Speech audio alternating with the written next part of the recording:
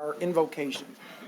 I pledge allegiance to the flag of the United States of America and to the republic for which it stands, one nation, under God, indivisible, with liberty and justice for all. Dear God, please bless our elected officials. Grant them courage and wisdom to do what is right for all citizens. Amen. Amen. Thank you, Ms. Riska. Can we please have the roll call? Mayor Taylor? Here. Mr. Roski? Here. Mrs. Koski? Present. Mr. Radke? Mrs. Schmidt? Present. Mr. Yanez? Here. And Mrs. Yarko? Present. All right, thank you, Council. We need approval of the agenda. Mr. Mayor, Mrs. Koski. move to approve the agenda and move item number 8C to 9B. Okay, we'll move consent agenda item C from the consent agenda and make a consideration item B under 9. Is there anybody else on council that has any discussion? No further discussion. All in favor signify by saying aye. Aye. Opposed, motion carries. As you can see, Mr. Radke is not here tonight. He sends his regrets. He is under the weather with the flu. He is feeling better, but he's not up to 100%, so he'll be watching the meeting at home and sends his regrets. Did not want to get anyone here sick, obviously. So with that, we'll turn to Mr. Vanderpool for his city manager's report. As always, Mr. Vanderpool. Thank you very much, Mayor. I have a few items I'd like to update you and the City Council and the audience. First, recruitment is officially underway for the Sterling Heights 2025 College Internship Program. Many of you know that we have a very robust, highly successful internship program, and we've been building on that every year. So we're looking for candidates who are interested in local government. Any of our disciplines could be police, fire, DPW, court, library, parks and recreation, finance. There's so many disciplines in our local government that there's something really for everyone. So we encourage individuals to take a look at our website and see all that we have to offer.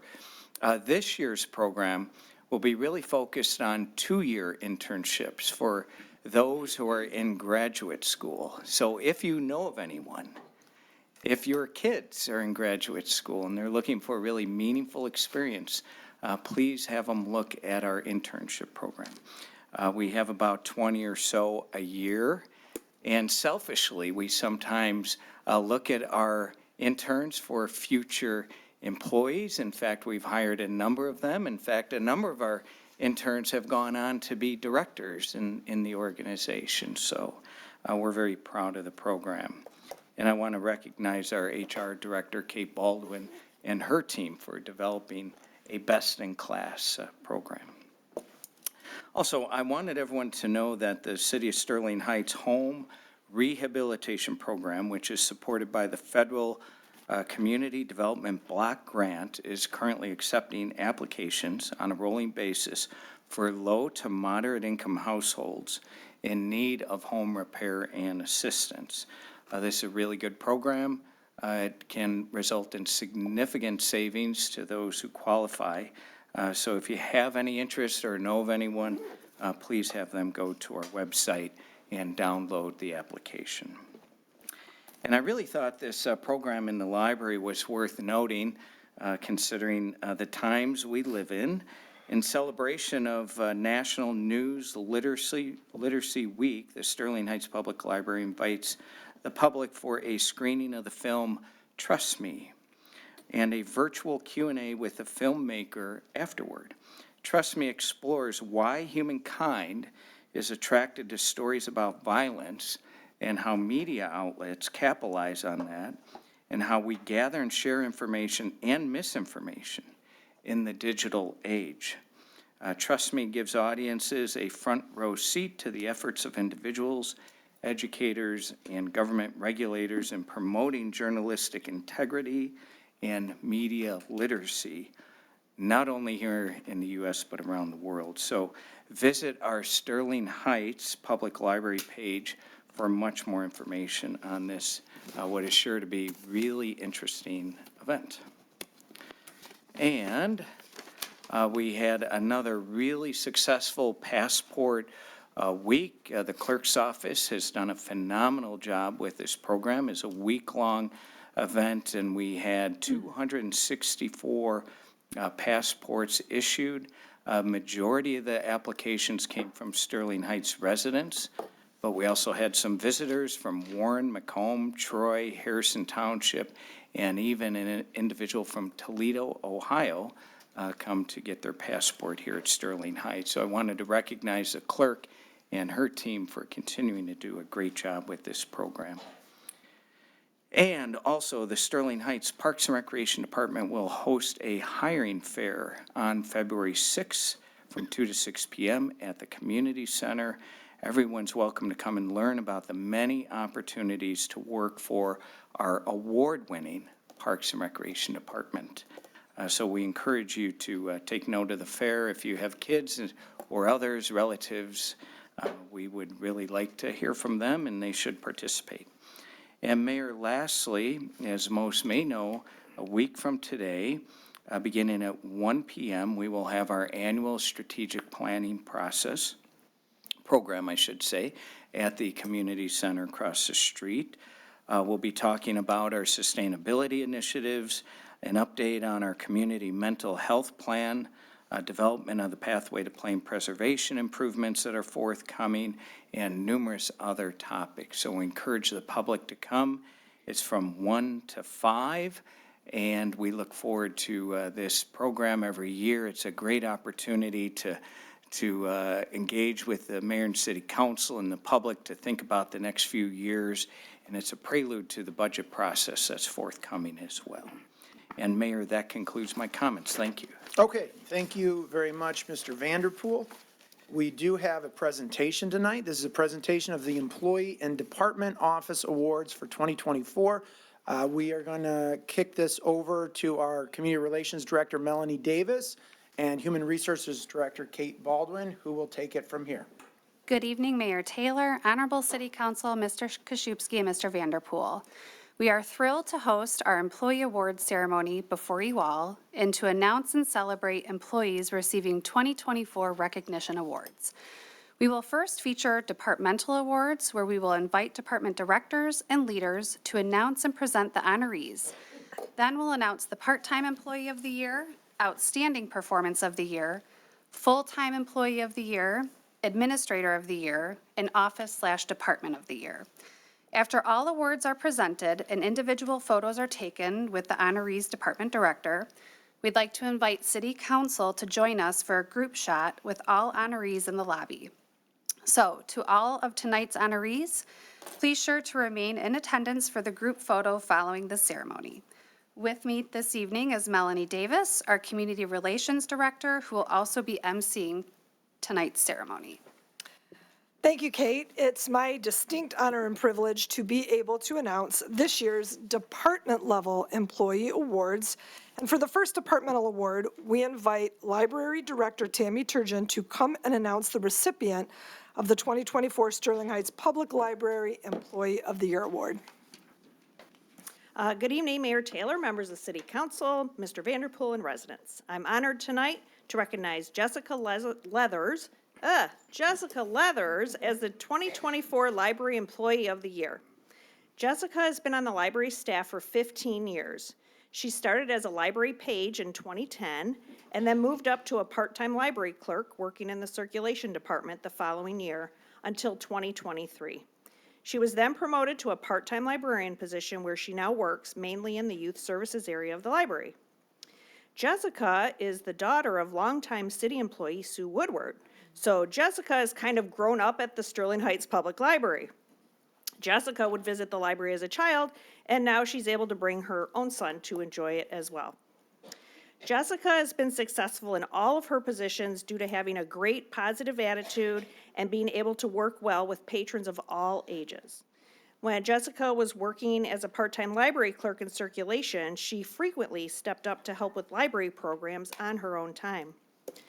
When Jessica received her Master's in Library and Information Science degree in 2023, We made sure we hired her right away for our open part-time librarian position because we knew how talented, creative, and personable she was. While she's only been in her current position for about 2 years, she is always coming up with new ideas for the library to pursue and has made a huge impact.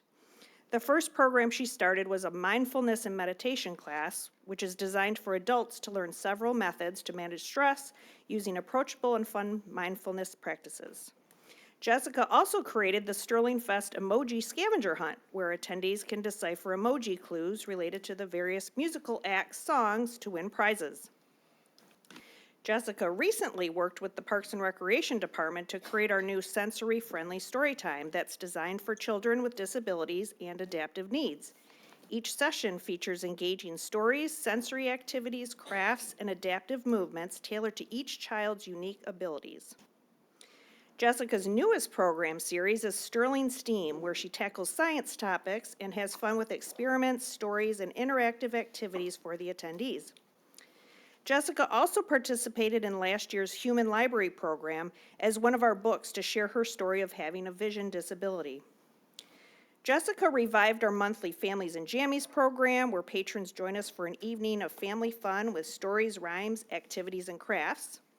And she's also taken on the story walks at Beaver Creek and Ben Hadley Parks and made them more accessible with QR codes that can be scanned so that the reader can listen to the story if they are not able to read it.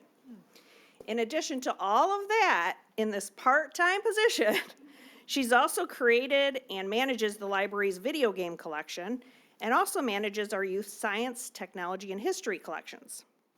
Her latest accomplishment is the lead fashion designer for our two bears statue and styling them in Detroit Lions spirit wear. As you've heard, Jessica has a lot of enthusiasm for the library, our patrons, and the city. We are so lucky to have her on our staff as a valuable member of our team. Congratulations, Jessica.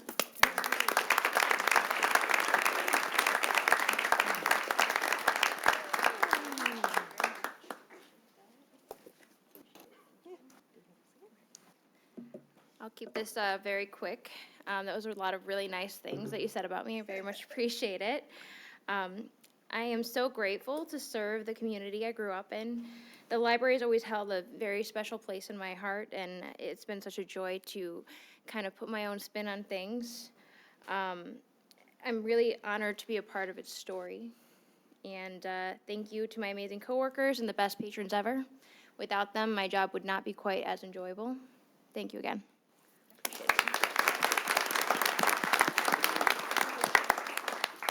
Now we invite Parks and Recreation Director Kyle Langlois to announce the recipient of the Parks and Recreation Part-Time and Full-Time Employee of the Year Awards.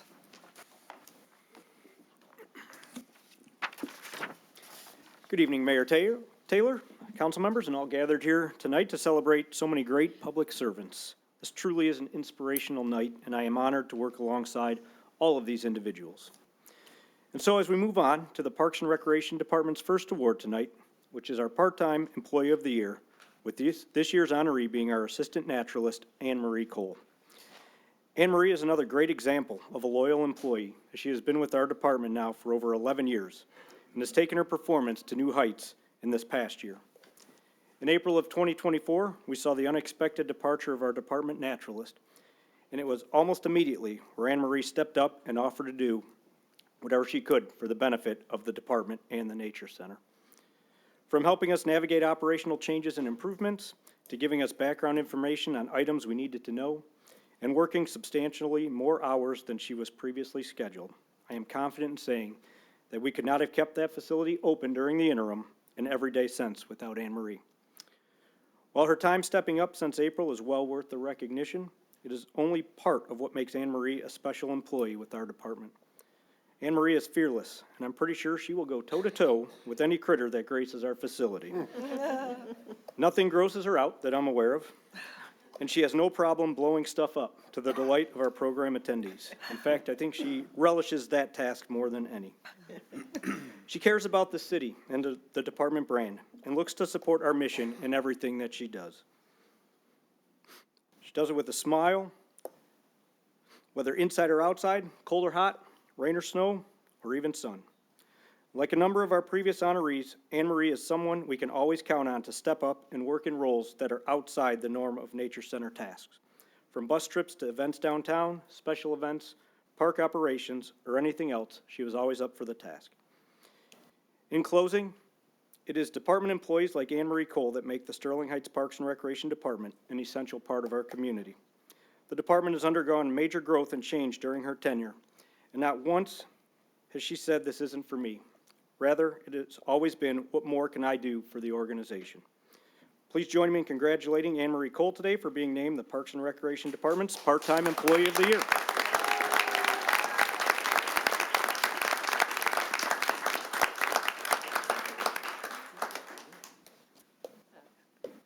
All right, just thanks again for my award. I do very much love my job because it is a job you never stop learning. A kid comes in and asks a question, and if I don't know the answer, you gotta figure it out, and then you learn something new yourself. I recommend that if any of you want to visit the Nature Center, please come by. I want more people to stop by. And if you're afraid of the creepy crawlies, don't worry, I'll introduce them. They're very nice. Don't be afraid. Thank you.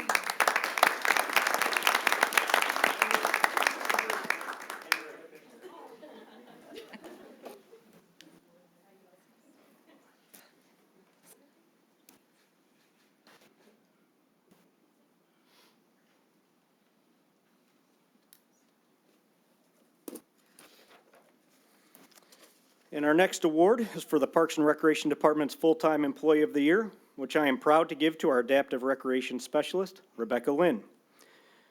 Although she has only been here for a little over 2 years now, her short time with our department has been nothing short of highly impactful.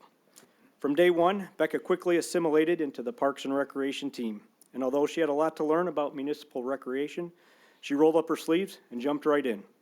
So much that we all quickly forgot that she had only been with us for a short period of time. Becca is caring and has calmed the waters of uncertainty after our department went an extensive period without someone in this role. She is extremely knowledgeable about what she does and has been an advocate and resource for grant applications and park improvement plans alike. And Becca is selfless with her time, recognizing that she can make a difference not just here in Sterling Heights, but across the state, as she was named the chairperson of the M-Parks Therapeutic Recreation Focus Area within the past year. And while the above is impressive enough, that is just the tip of the iceberg. It is 2 major initiatives that she has taken on this year that are truly inspirational to all of us. First, Rebecca has been instrumental in adding additional value to our event and facility attendees by instilling even greater emphasis on inclusivity. For Sterling Frights and Sterling Christmas, we introduced our first ever cool-down zones, where attendees that may be overstimulated and needing a minute to calm down had an opportunity to visit an area that was apart from the crowd, with headphones and other sensory-friendly activities to help mitigate any potential adverse reaction. She was also responsible for navigating the inclusion of our first ever sign language interpreter at Sterling Christmas just last month, and has helped our department introduce sensory-friendly Sundays at the ice rink monthly to create a more welcoming experience for those that thrive with less stimulation. Lastly, I would be remiss to not highlight the fact that Rebecca has already been successful at rekindling relationships with like-minded organizations and fostering a very strong bond with the Utica School District. On a weekly basis, we have upper-level special education classrooms from the district coming to the community center for fitness activities utilizing the gym and our track, something that they did not have access to within the district prior. And she has been the leader in collaborating with UCS to implement our inaugural year of the Project Search program, which has provided 6 special education student interns with the opportunity to gain valuable life skills in a workplace setting to prepare these students for gainful employment and lifelong independence. This unique program is found in only one other Parks and Recreation setting across the state, and her leadership and collaboration amongst all partners and department personnel have made it all possible. As I close today, I would once again like to thank Rebecca Lynn for her contributions to the city and the Parks and Recreation Department, and ask for you to join me in a round of applause as we congratulate her on being named the Parks and Recreation Department's Full-Time Employee of the Year.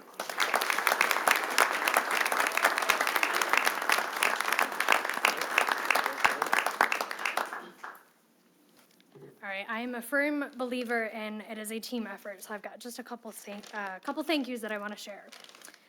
Thank you, Kyle, for those incredibly kind words. I'm honored and humbled to accept this award. Like Kyle said, I've been with the department for just over 2 years and can say with confidence that I love what I do. Providing adaptive recreation opportunities to our community members with diverse abilities, it's a rewarding experience.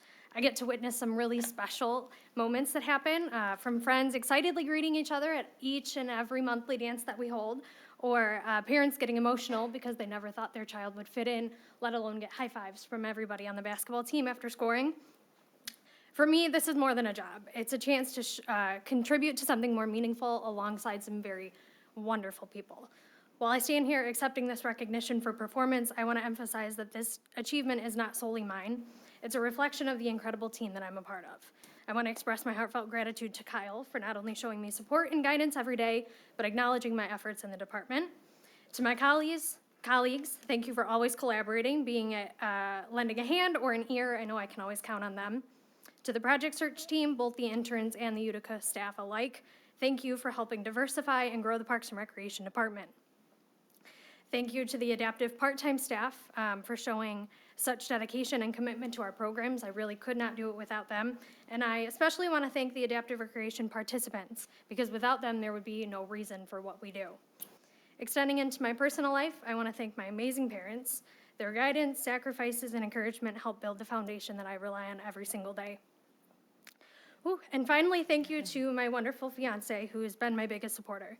From celebrating my victories, no matter how small, to being a sounding board during my challenges, his love and support has been invaluable. I truly could not be as involved in my professional life as I am if I did not have the strong support system that I do in my personal life. This award is as much a recognition of all of them as it is my personal efforts. Like I said, I'm honored to be part of such a talented group and am excited for what's to come. I'm deeply humbled to receive this award and promise to continue to strive for excellence so that we can achieve new heights together. Thank you.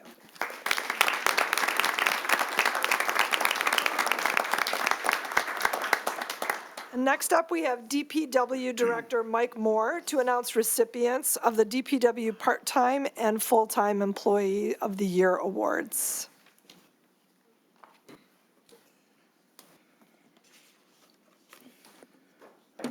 Good evening, Mayor, Council, City Manager, and City Attorney, and everyone in the crowd today. It is with great pleasure that I recognize Mackenzie Zyla as the Part-Time Employee of the Year for the Department of Public Works.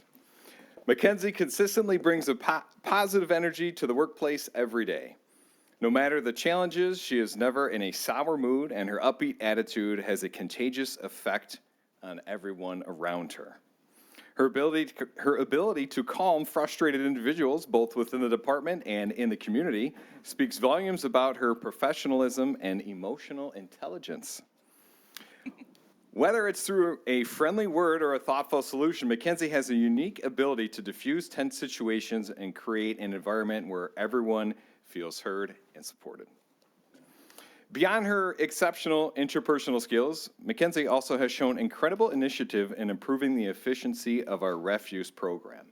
Mackenzie was a huge piece of the DPW, including Josh Cole and others that are here tonight, making sure that that monumental task was successful. Great job. She took charge of developing charts that have made a significant impact on organizing and streamlining our operations, demonstrating her commitment to the success of the department. I would be remiss if I didn't mention that Mackenzie is also known for the love of her dog, Rose, who occasionally joins her at DPW for a brief visit. Rose has become a beloved presence in the office, with everyone at DPW enjoying her visits. Mackenzie's positive attitude, dedication to her work, and warmth towards others make her truly deserving of this recognition. Mackenzie, we are so glad that you are part of the DPW team. Thank you.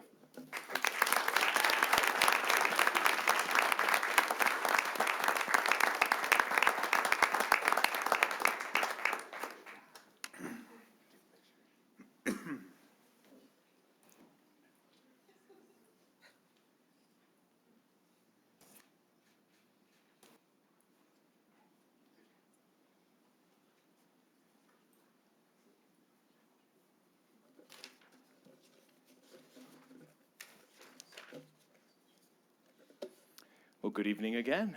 We have another DPW employee.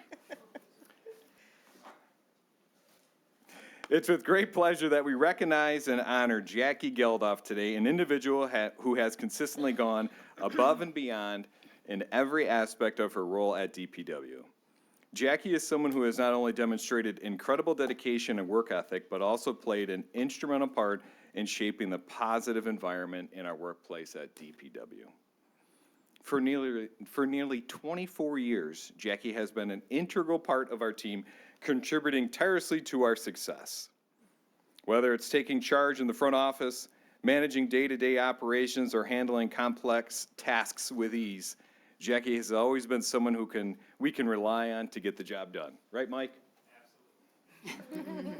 Her ability to stay self-motivated, stay ahead of the curve, and always take control when needed has been invaluable.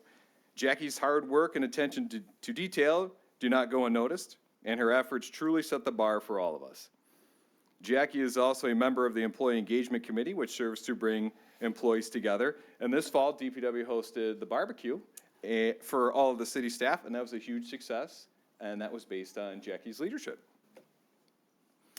Outside of the office, Jackie continues to inspire, balancing her career with an active lifestyle and a fulfilling family life. Whether she's hitting the gym or spending quality time with her children, her commitment to being the best version of herself is very clear. Jackie also values her social connections, enjoying evenings out with friends and cherishing those moments of relaxation and fun.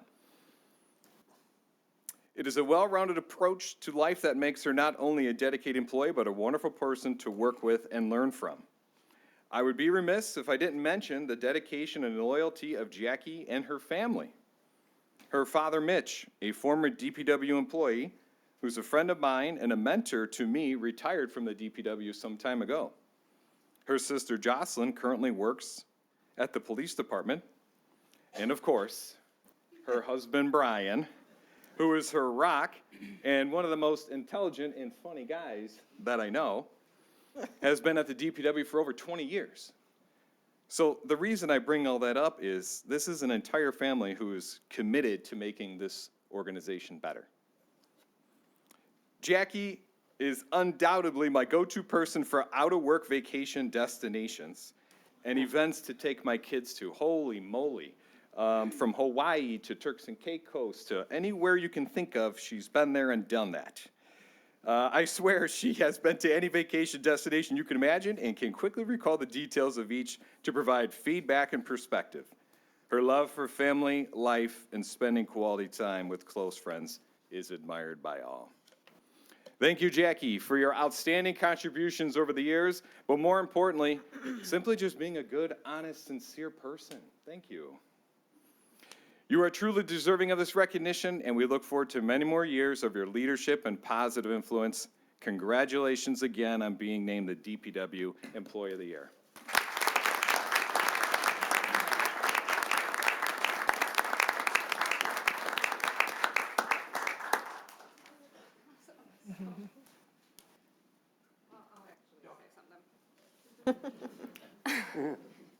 Wow.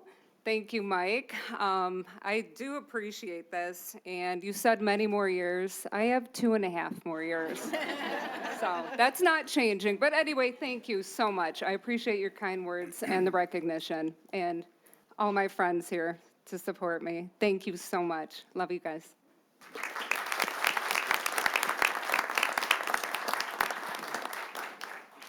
Next up, we invite Fire Chief Kevin Edmond to the podium, who will announce this year's Fire Department Awards. Good evening, Mayor and Council. Each year, our department chooses individuals who demonstrate their commitment to the residents and members of the department through their actions and deeds. Tonight, my first presentation is Lance Stevens. He's going to receive the Firefighter of the Year.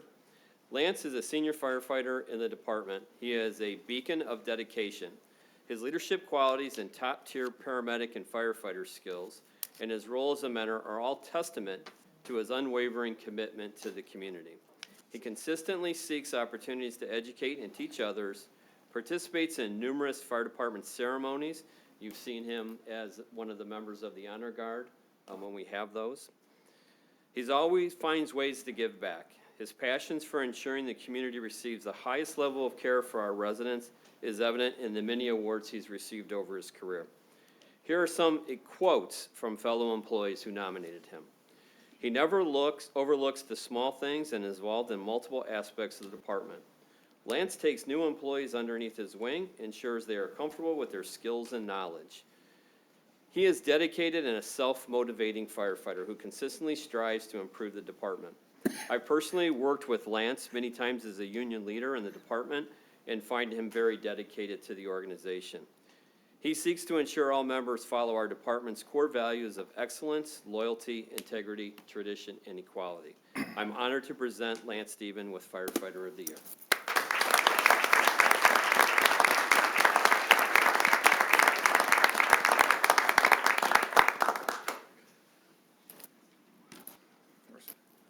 I'm very appreciative of this award.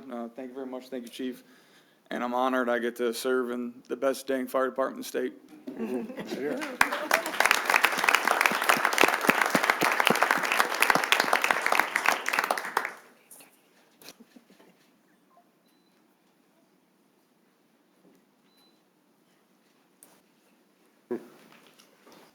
Next up, I would like to present Phil Ioko, Fire Officer of the Year. Phil is a leader in the organization. He's a shining example of a positive attitude. His tireless work ethic, his commitment to excellence, and his contagious positivity makes him a standout figure in the organization. His leadership skills, approachability, and his role in promoting a supportive work environment are all part of a positive influence. He consistently leads by example and works to make the station life better for everyone. Here are some quotes from his fellow employees. Phil consistently maintains a positive attitude, inspiring and uplifting everyone around him. He works silently in the background, making a better place and always looking to improve the department. I've been lucky enough to work with Phil for the last 2 years. He makes having a positive attitude around the fire station contagious. Phil's positive attitude is contagious. I think every time that I see him, he's got a smile on his face. Phil's a dedicated officer, an example to other, and a great cook, too. So I am pleased to present Phil Ioko with Fire Officer of the Year.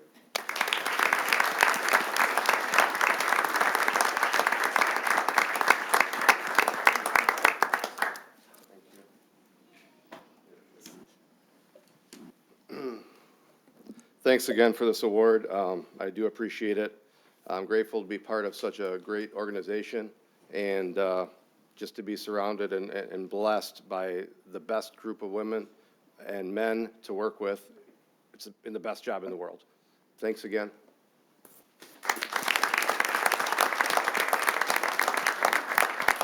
Thank you, Chief Edmund. Next up, we have Interim Police Chief Ken Pappas and Acting Deputy Chief Dave Allen to announce the recipients of this year's Police Department Awards.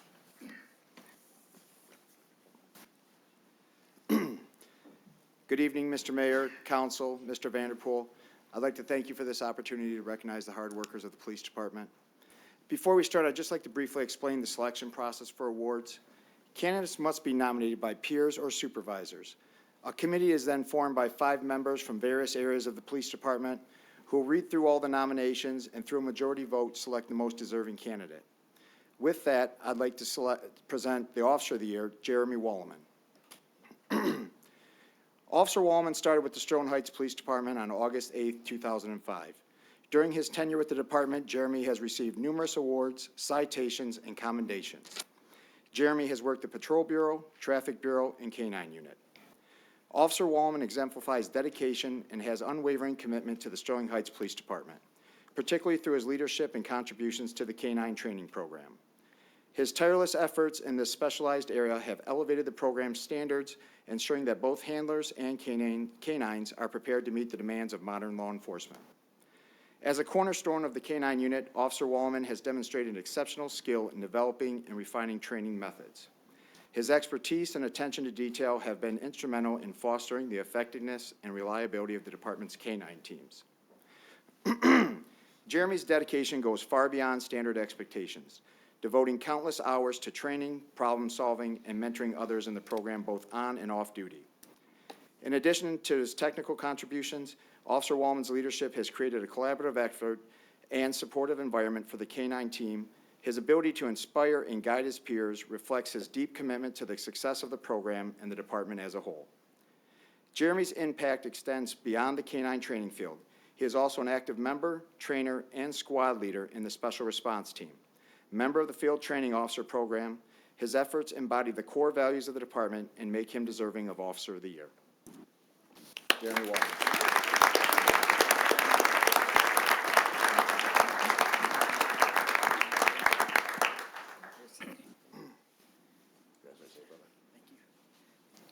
Just real quick, I can't do this without my family.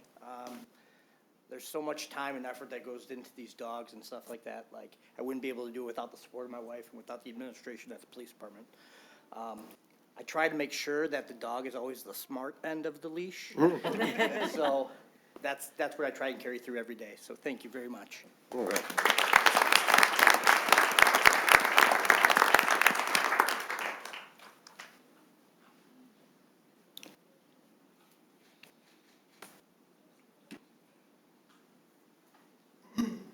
I have 4 awards, I'm sorry.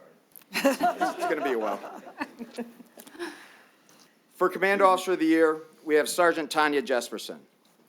Last year, I had the privilege of presenting this award to Sergeant Courtley. Sergeant Courtley, Sergeant Jesperson, and I were all hired on the same date, August 16th of 1999. I'm just going to say that was a good day of hiring. Tanya has also had a decorated career of awards, citations, and commendations. Throughout her distinguished career, Sergeant Jesperson has consistently demonstrated an exceptional commitment to the department, both on and off duty. As a founding member of the Mobile Field Force team, she has been instrumental not only as a member, but also as a trainer, dedicating over a decade to developing and honing the skills of her fellow officers. Her leadership in this capacity was evident long before she officially assumed a supervisory role within the department. This was also demonstrated when she took the role of a field training officer. She played a pivotal role in preparing new recruits for the challenges of law enforcement. Upon her promotion, she was entrusted with overseeing members of the FTO program, where her guidance ensured the highest standards in recruit training. Sergeant Jesperson has been a cornerstone of this program, consistently going above and beyond to tackle complex projects and assist struggling recruits, ensuring their success without seeking additional compensation or recognition. Her unwavering dedication has directly contributed to the development of some of the department's finest officers. As a member of the crisis negotiation team since its inception, Sergeant Jesperson was chosen for her calm demeanor and exemplary leadership in high-pressure situations. Additionally, Sergeant Jesperson supervised the K-9 program.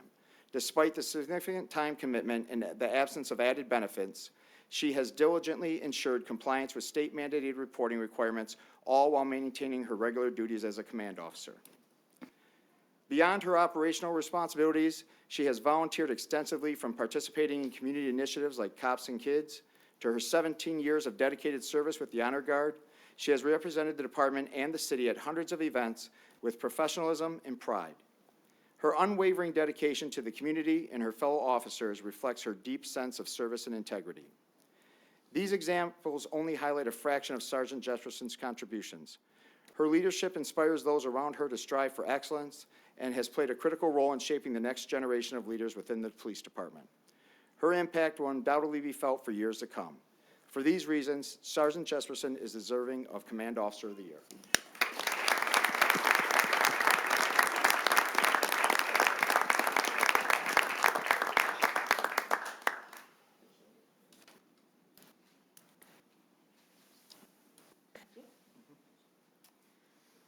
I was told I get 1 to 2 minutes-ish.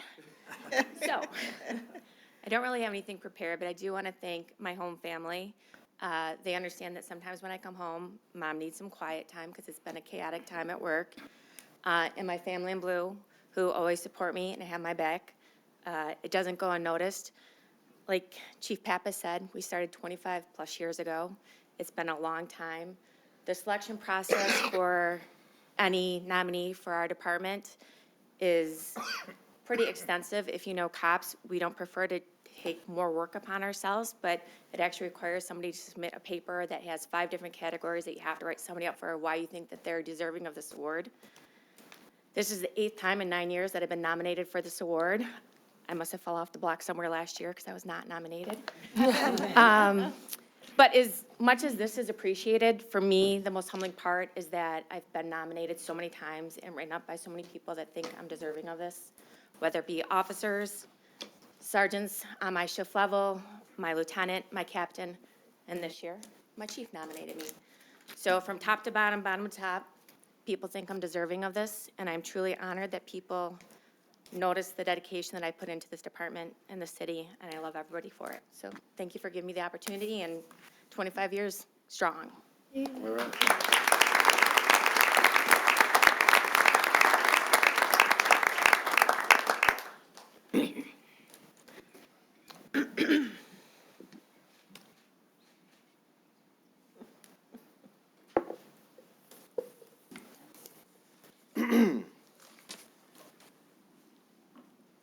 All right, Detective of the Year. Detective Christian Besselow. Detective Besselow started his career at the Sterling Heights Police Department on March 19th of 2018. In just under 7 years with the department, he has received several citations and commendations. Detective Besselow has been assigned to our Patrol Bureau, a founding member of our Directed Patrol Unit, and currently is assigned to the Detective Bureau. He is a firearms instructor for the department and also assigned to the U.S. Marshals Task Force. Detective Besselow has been a Corps officer, a Smart Moves instructor, and a Special Response team member. When he was assigned to the Detective Bureau in April of 2023, it didn't take long in that short amount of time for him to earn the reputation as a go-to detective. He has been entrusted with some of the highest profile cases of the department. He oversees the witnesses, the officers, manages the case file, works well with the prosecutor's office and the defense attorneys, all in the pursuit of getting justice for those who have been wronged and holding those accountable for their actions. But that isn't what makes Detective Besselow special. What sets Detective Besselow above all others is that he gives the same dedication and commitment to the smaller, everyday cases. As police officers, we get a front row ticket to the worst moments of most people's lives. Christian puts the citizens and their needs as victims first. He takes pride in being thorough in his investigation and bringing comfort to them. That is why Detective Besselow is deserving of Detective of the Year.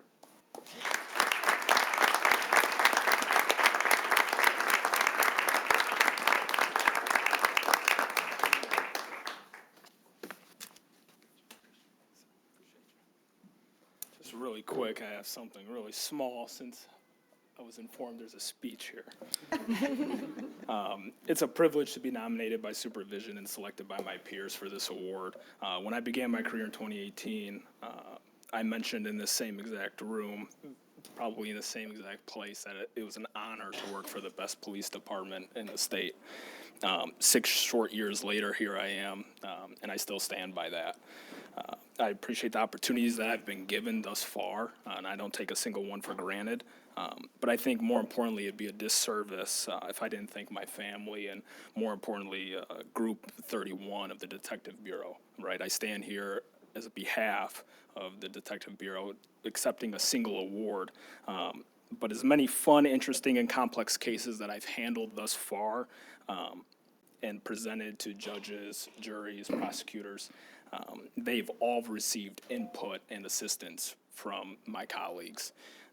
So the job can't be done to the effectiveness of which is expected by the best police department in the state of Michigan from a solo or single detective. It's a team effort. So yeah, it's definitely an honor and privilege to receive this award. Thank you.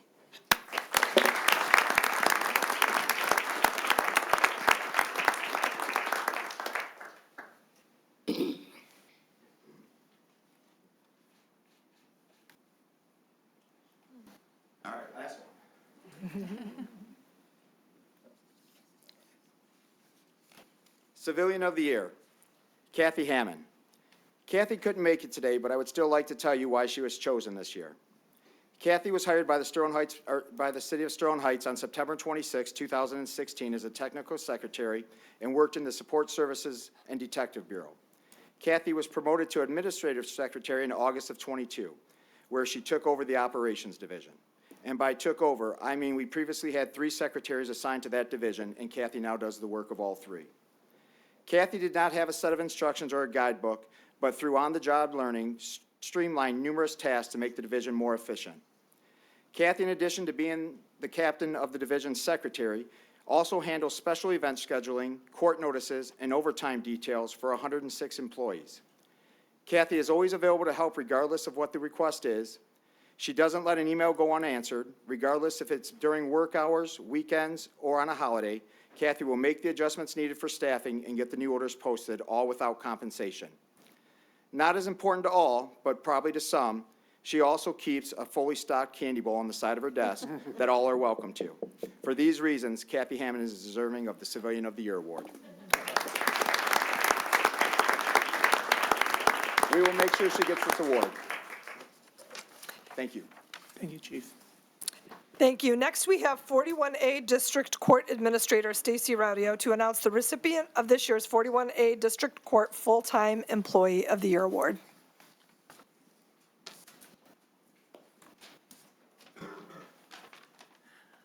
Good evening, Mr. Mayor, Council, Mr. Vanderpool, and Mr. Krzyzewski. Tonight, I introduce you to the 41A District Court's Employee of the Year, Courtney DePriest Block.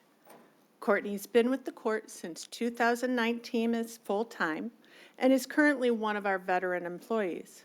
This statistic alone indicates the amount of transition our staff has experienced, and through it all, Courtney has been an employee that has learned to adapt, and not only adapt, thrive.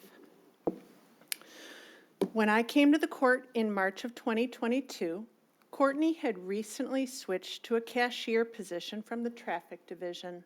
Her ability to positively interact with customers who truly did not want to be at the court in the first place made her an asset in that role. She was both compassionate and empathetic, and remains so today. As our court began to experience a changeover in staffing, Courtney returned to the traffic division, to which she's currently assigned. This is where she has truly begun to flourish, both as an employee and as one of our leaders.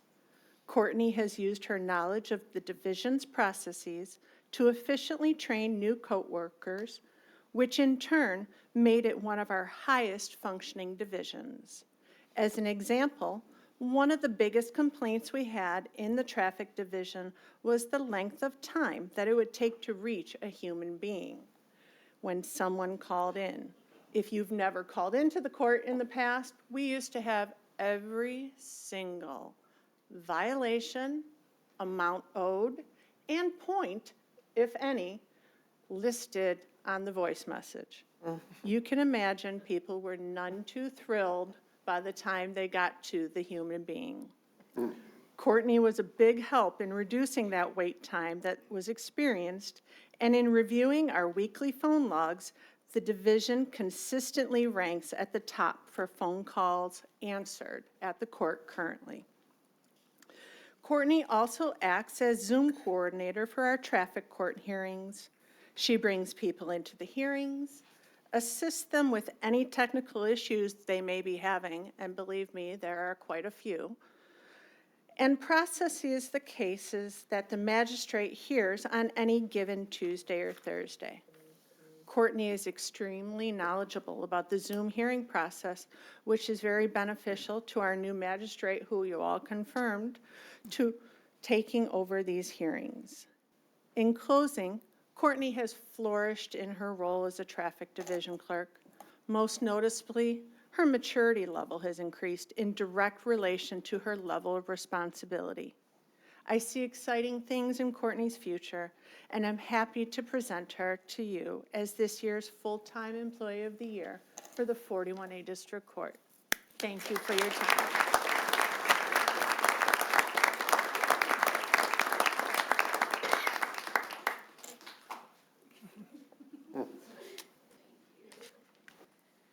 Okay, so I'm not a big public speaker, and people who know me, that's probably a little bit surprising.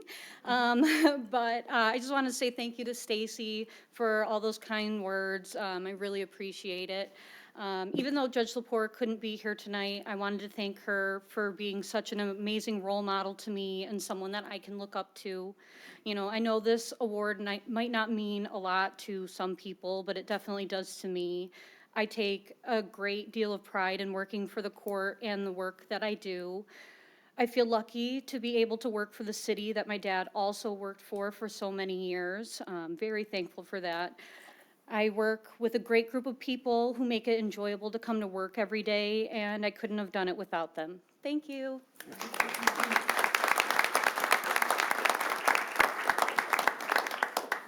Thank you, Stacy, and thank you to all our department directors and supervisors for being here to present your awards. Let's give one more congratulations to all of our departmental award recipients this evening.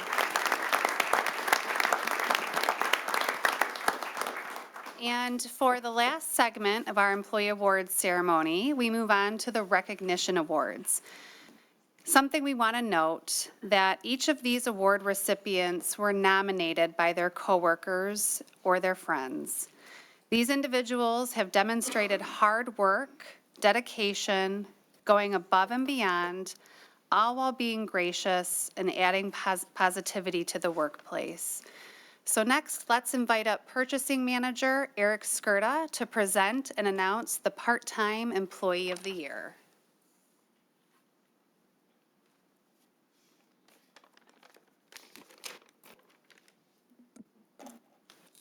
Hello, Mayor, members of council, Mr. Vanderpool, and Mr. Kashubski. First, I'd like to thank you for giving me this opportunity to present the award on behalf of Facilities Maintenance this year. Todd couldn't be here tonight to present, so I'm happy to fill in. I'm not sure I'll hold a candle to how Todd would have presented, but nonetheless, I'm happy to be a part of recognizing such talented folks within our organization. For all of the employees receiving awards tonight, I've had the pleasure in working with you in one capacity or another, and I want to say thank you for allowing me to learn from you as we travel on our journey through our careers. An Employee of the Year to me means having complete confidence in knowing that the employee is doing their best every day and that they have the relentless ability to never waver from what they believe is right. It's their willingness to learn, be involved, and get uncomfortable when they understand what needs to be done. Reliability, honesty, willing to stay true to themselves, and maintaining positivity are such important qualities to have. The City Hall Part-Time Employee of the Year embodies these exact traits, among so many more. The person receiving this award tonight has had the pleasure of working with everyone throughout the entire organization, as he is the main source to get them their Access ID cards. I couldn't think of a better person to have as initial contact point, providing representation for our workplace. James McDonald, or Jimbo, as he would say. This is now your third year with the city, and in that time, you've been able to make an impact on everyone you've worked with. I've come to find that you represent the true meaning of customer service. Customer service comes in many forms. It's not only an external function that we provide for the residents of the city, but it's an internal function as well. You provide support every day for the people who work alongside you, and you do it in a way that leaves a lasting impression.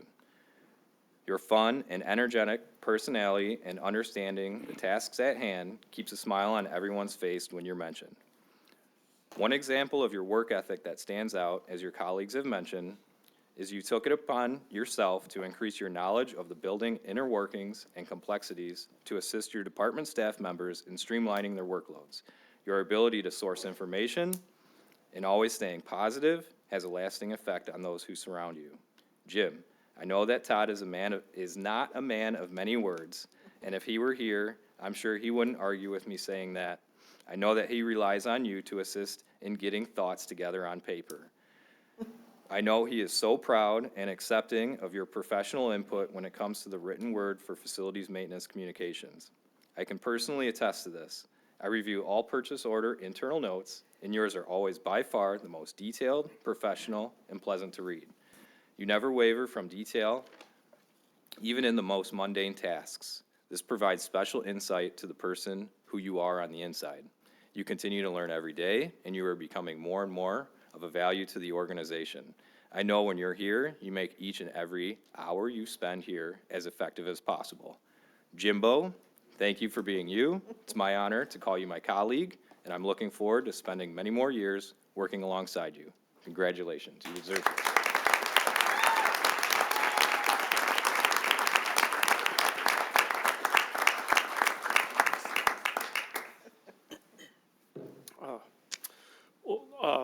First, I'd like to thank Eric communicating on behalf of Todd those very humbling words. I wanted to congratulate my fellow employees in departments. It's a privilege to be amongst them in receiving awards. And wow, what a benefit to the residents of Sterling Heights to have such a wonderful group of employees, whether they receive a direct or indirect benefit. So that's fantastic. Success can't happen without opportunity. And for me, I guess specifically, I think of the hiring process. I'd like to mention Caitlin Lee in Human Resources, who, well, she's the one that's seen my resume and thought that my skill set was going to be a good fit for the position. So, you know, that the opportunity had to start somewhere, so kudos and gratitude to Caitlin for that. I'll let her know. This award, I'd like to think too, is more of an extension of the Office of Facilities Maintenance. Todd McCovis, Don Barron, and all the mechanics, they give me the platform to perform my duties as best as I can. So, you know, this award doesn't happen with a wonderful platform to begin with. So this is an extension of the Office of Facilities Maintenance. Todd, Don, and the mechanics, thanks to them as well. City Council, thank you for the forum to have these congratulations, these awards to myself and all the employees as well. It's awesome that there's a forum to recognize everybody. So thanks for taking time to do that. Appreciate it.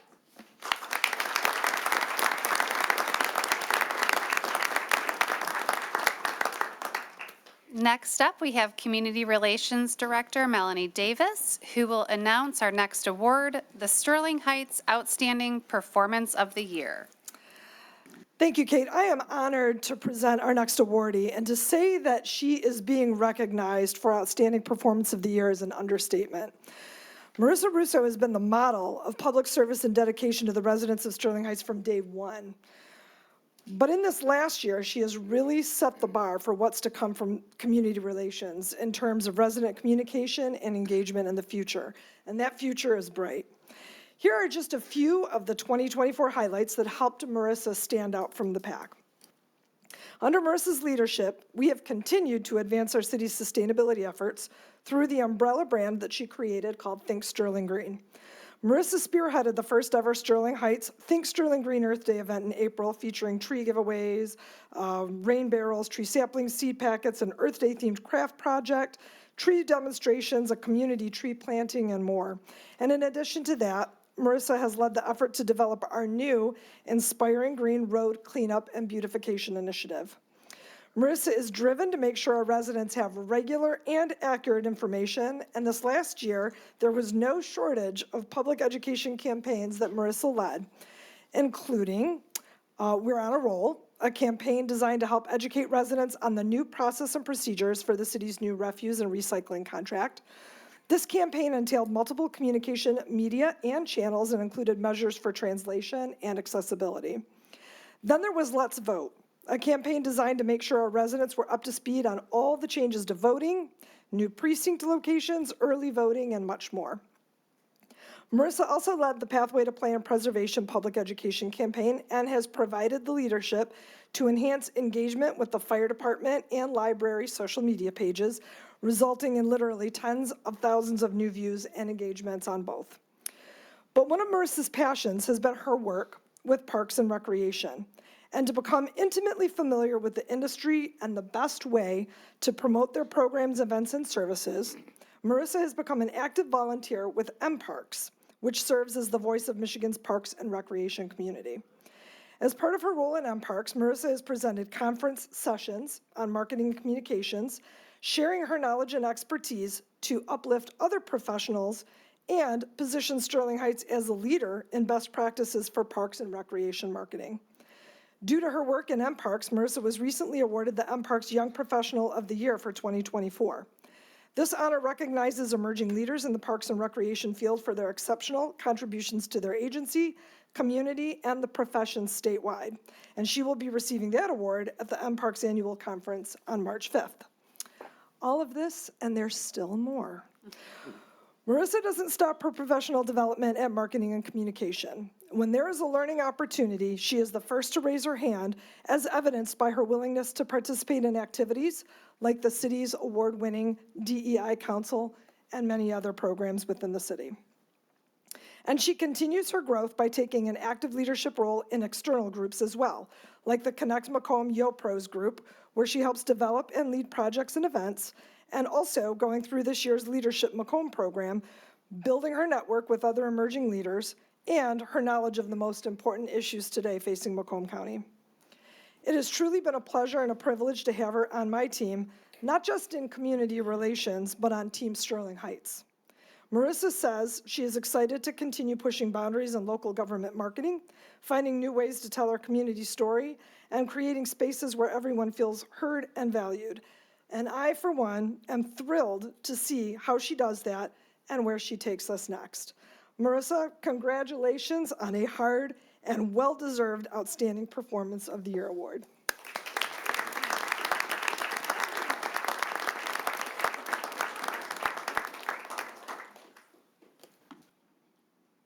All right, I'll keep this brief.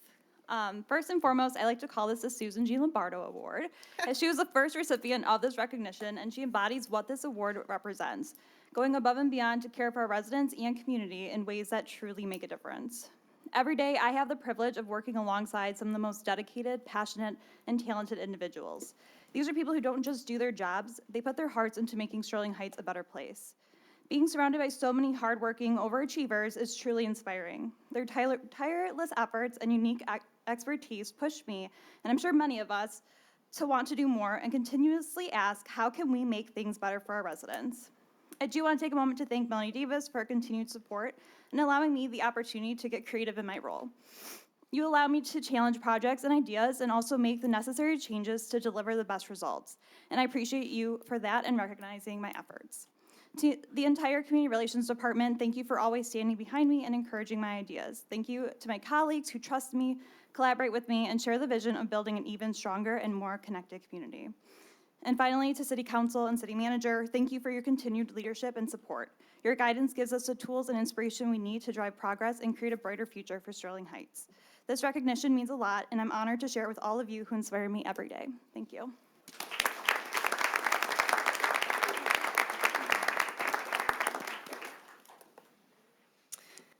Okay, and now we invite our city clerk, Melanie Riska, to the podium to present and announce the Full-Time Employee of the Year.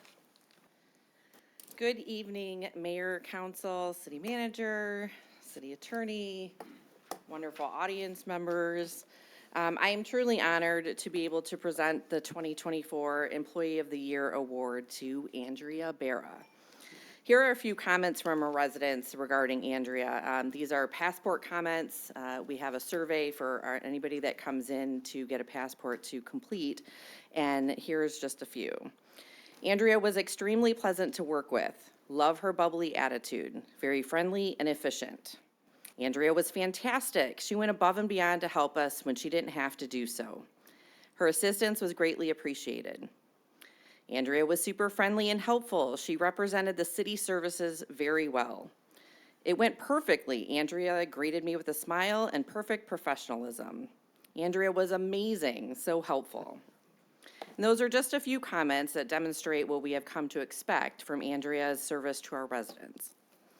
Andrea began her tenure with the city in June of 2016 as a senior clerk. She elevated to management assistant shortly thereafter and now serves as the clerk services specialist. Andrea is one of those employees who consistently goes above and beyond, offering invaluable support to the clerk's office as well as to her fellow employees and city leaders. Anyone in the city can call her for assistance, whether it's historical council research, procedural questions, city council support, or council agenda support, and she will cheerfully oblige despite her heavy workload. She has been instrumental in the implementation and rollout of the OnBase online public agenda platform and the Council Agenda to Go app, and has personally trained directors, managers, employees, council members on the use of the system.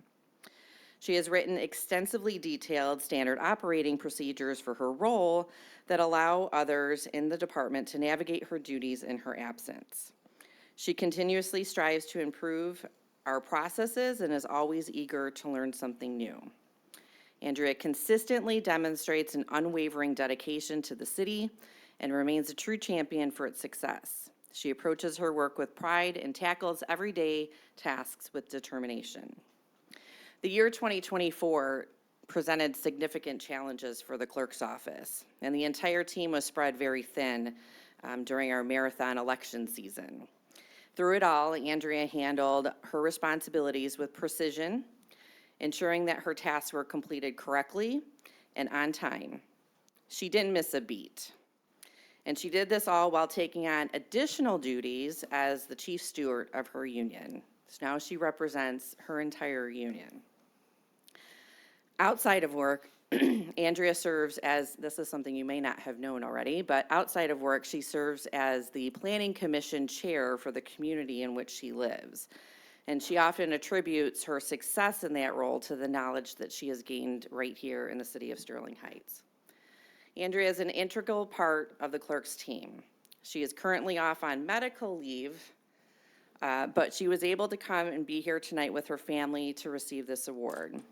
The rest of the clerk's team is also here in the back, wave, here to support her.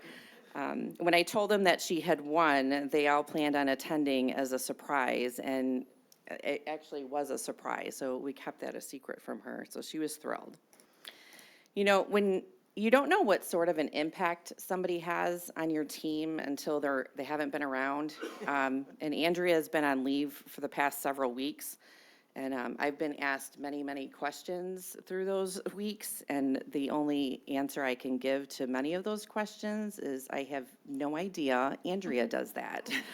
So, you know, I have to then go research and figure out what we're supposed to do, and I don't want to make a mistake because then she's going to be disappointed that I didn't do it right. And so I'm really super eager for Andrea to come back to the office. But I think she has a few more weeks to go.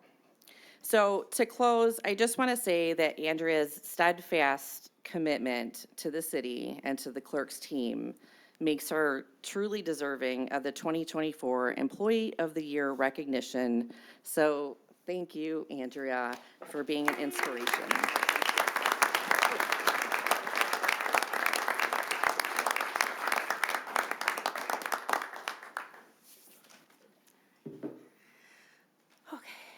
Thank you, Melanie.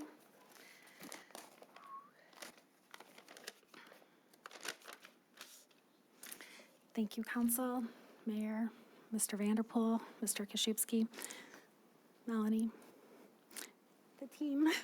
I am so humbled and grateful to receive Employee of the Year award. Growing up in Sterling Heights, I always believed it was the best place to be a kid, and when I was hired into the city I literally jumped for joy. This recognition means so much to me. I want to take a moment to express my sincere gratitude. First and foremost, I'd like to thank my colleagues in leadership for their unwavering support, encouragement, and collaboration. Success is never a solo effort, and I'm incredibly fortunate to be part of a team that challenges and inspires me every single day. Melanie, thank you for your guidance and for placing your trust in me. Your leadership has been instrumental in my growth, both professionally and personally. You are, without a doubt, the most incredible boss I have ever had the pleasure of working with. To my teammates, This award is a reflection of all the hard work we've put in together. I'm grateful for the camaraderie, the problem solving, and of course, all the laughter we share along the way. Lastly, I want to extend my deepest thanks to my family and friends for their constant encouragement and understanding. They hear all about our work days too, and their support means the world to me. This recognition motivates me to continue striving for excellence, and I look forward to contributing even more to our shared success. Thank you once again for this incredible honor.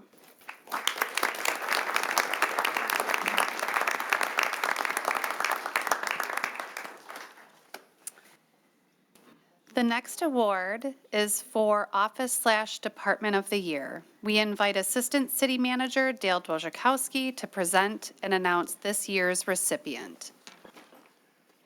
Thank you very much, Mayor Taylor, members of council, Mr. Vanderpool, and everyone at home watching on YouTube.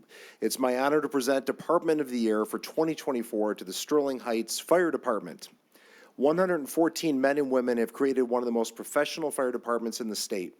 The three divisions of the fire department, administration, extinguishment, and fire prevention, have created a culture of excellence and service that our residents rely on every single day.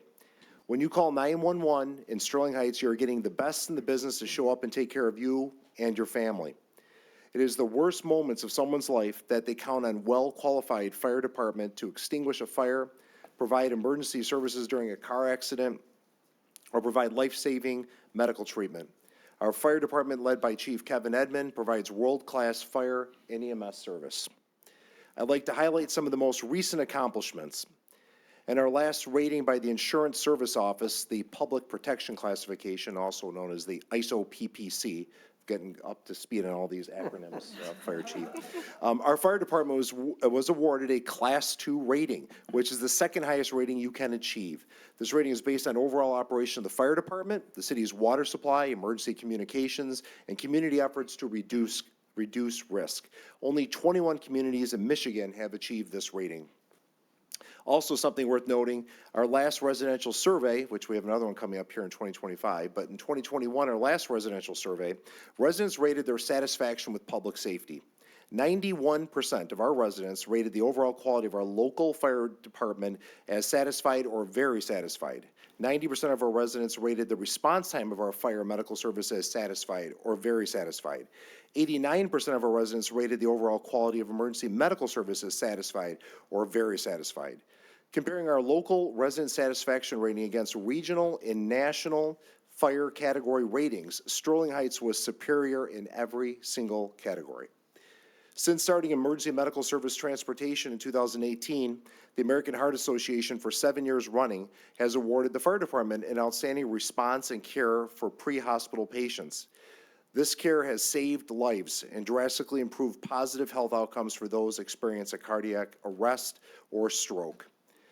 Under the banner of continual improvement and truly bringing the fire services into the 21st century, the Sterling Heights Fire Department has led the charge on meaningful reforms that guarantee exemplary service for years to come. Some of these initiatives include, just recently actually, leading a statewide campaign to better support and financially cover the cost of EMS services. Due to our fire department's efforts and city's lobbying efforts, legislation awaits Governor Whitmer's signature to help communities cover the ever-rising costs of providing ground emergency medical transportation services. Our fire department is currently working with Macomb County Emergency Dispatch and Macomb County Medical Control Board to establish medical priority dispatching.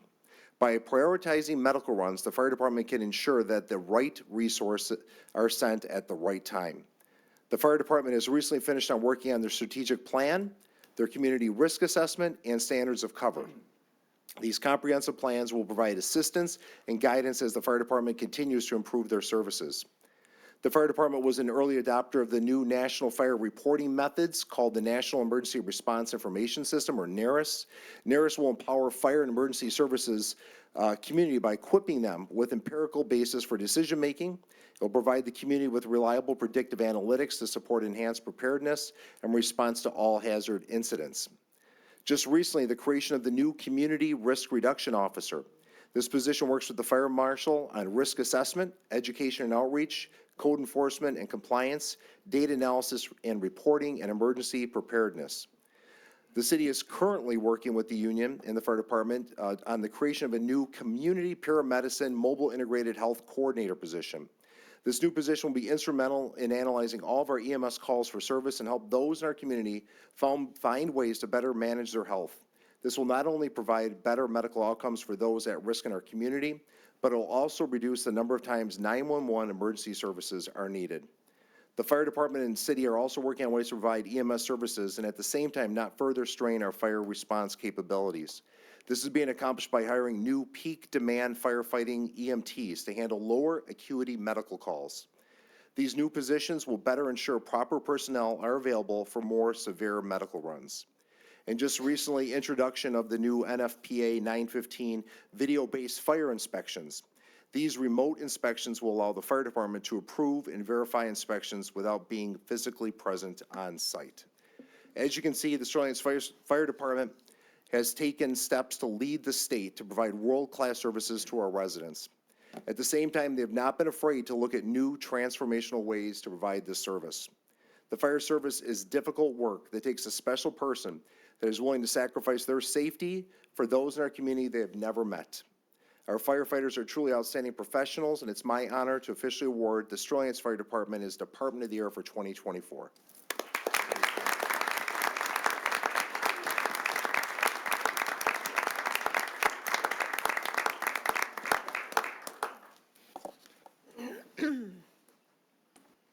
I'm more than likely probably going to be the spokesperson for this.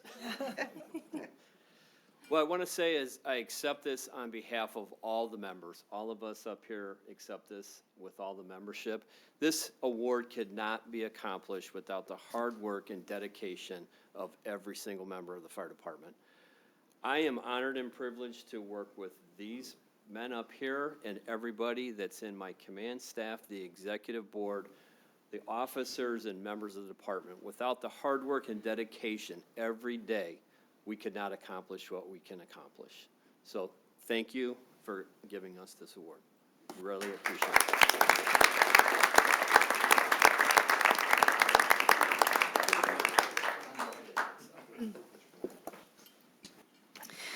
And to cap off this year's Employee Awards ceremony, City Manager Mark Vanderpool will be announcing the 2024 Administrator of the Year and a special Exemplary Performance Award.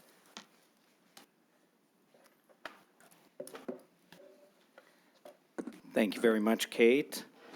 Thank you, Mayor, City Council, Mr. Kaszubski, and audience members. As city manager, I consider myself one of the luckiest individuals in the business, and so fortunate to work with the amazing men and women we have in our organization. You can see how wonderful they are, and they do amazing work. It really takes an army of people to make me look good, and they do an amazing job. And I'm really honored every year to present this award, the Administrator of the Year Award. And I asked Melanie Davis if I could interject some roasting material in here. And of course she said, no, you can't do that because this is an award ceremony. And besides, the person you're honoring is much bigger than you are. And so it probably wouldn't be wise. So I'll be a little more serious tonight. At least I'll try. Josh Cole has 26 years of service with the city, beginning his career as a part-time employee in the summer of 1998, shortly thereafter becoming full-time in October of 98 as a DPW laborer, and he rose through the ranks to where he is now. He was promoted to an equipment operator, and his work ethic, leadership, and positive influence as a union steward, more on that a little later, proved DPW leadership he was ready to take the leap to supervision of the Parks and Grounds Division in 2011. Through the DPW succession plan, Josh was then promoted to General Supervisor of the DPW in 2018, where he has been instrumental in this leading the city's largest contracted service, our refuse collection program. Josh was an integral piece of awarding the recent 10-year contract to Priority Waste, which improved service while maintaining low costs for residents. The transition to citywide universal curbside recycling has been seamless, for the most part, through Josh's leadership. Josh worked tirelessly with Priority Waste to deliver 40,000 refuse carts, imagine that, and 40,000 recycling carts to all of our residents in 1 month, a remarkable accomplishment. Josh has ensured the public education campaign reached the entire community, and it was a broad-based effort working with numerous partners, including our Community Relations Department. And think about just the universal curbside recycling. We remember, we used to have subscription-based recycling, and we had about 5,000 participants, and we now have 40,000 people recycling. Now, not all of them do, but let's assume maybe 10% don't. We went from 25% recycling to over 90% of recycling in Sterling Heights. Remarkable achievement, and that would not have been possible without Josh. Josh understands the many facets of the diverse DPW department, including water, sewer, streets, fleet, refuse, and administration, and he proudly steps in to supervise wherever he's needed. It's a complicated department. It's broad-based, and to have people like Josh that can help out is a key to their success. And Josh also served on the Teamsters Union Board and was a formidable and intimidating force, if I might say so myself. And frankly, I'm glad he's no longer in that position. Now, let me take a minute just to mention some fun facts about Josh. He's an avid sports fan, loves football, specifically Michigan State. He's a Detroit Lions season ticket holder, and like most, still mourning over last weekend. We'll all get through it. He has 2 dogs that he adores spending time with. He loves the outdoors, even this week, strangely. Josh gets along with everyone and is always the life of the party, cracking jokes, most of which certainly can't be repeated here this evening. Most importantly, Josh is close to his family and has a strong faith. Now, Jackie Geldof, who you heard from earlier, an amazing person in and of herself, who our DPW director spoke very kindly of. She has worked side by side with Josh over the past 25 years and holds him in high regard, and had the following kind, let me emphasize, kind words to say about Josh. She said, Josh is tall, he's loud, he's intimidating, he's blunt, he's a big goof, and mostly obnoxious. Those were the kind words. But on a more serious note, Jackie and Josh, as colleagues, describe him as a gentle giant, a teddy bear, always willing to help others, and someone with incredible patience. And I know, Mayor and Council, you have experienced this as well with Josh. You can call him anytime. Typically, when we call him, it's on a Friday night at 7 o'clock or 8 o'clock in the evening, or a Saturday morning, because there may have been a miscollection, and Josh will get it done. He will take care of it. But if you're Priority Waste and you're confronted by Josh, of course, the Priority Waste folks are going to take care of the problem because Josh makes it happen. I really feel, and I know everyone in the room, all of his colleagues, feels that he is certainly deserving of this award. It's been a real privilege for me over my tenure to work with Josh, and I highly value his leadership in our amazing DPW department, and I'm honored to present Josh with the Administrator of the Year Award.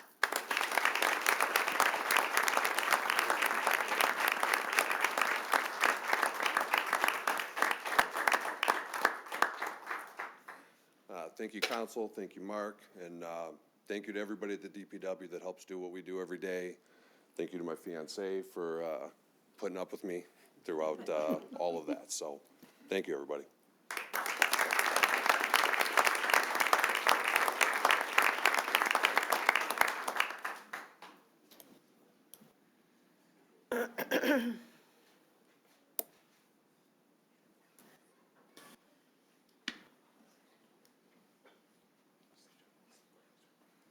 And Mayor and Council, we have the last award of the evening.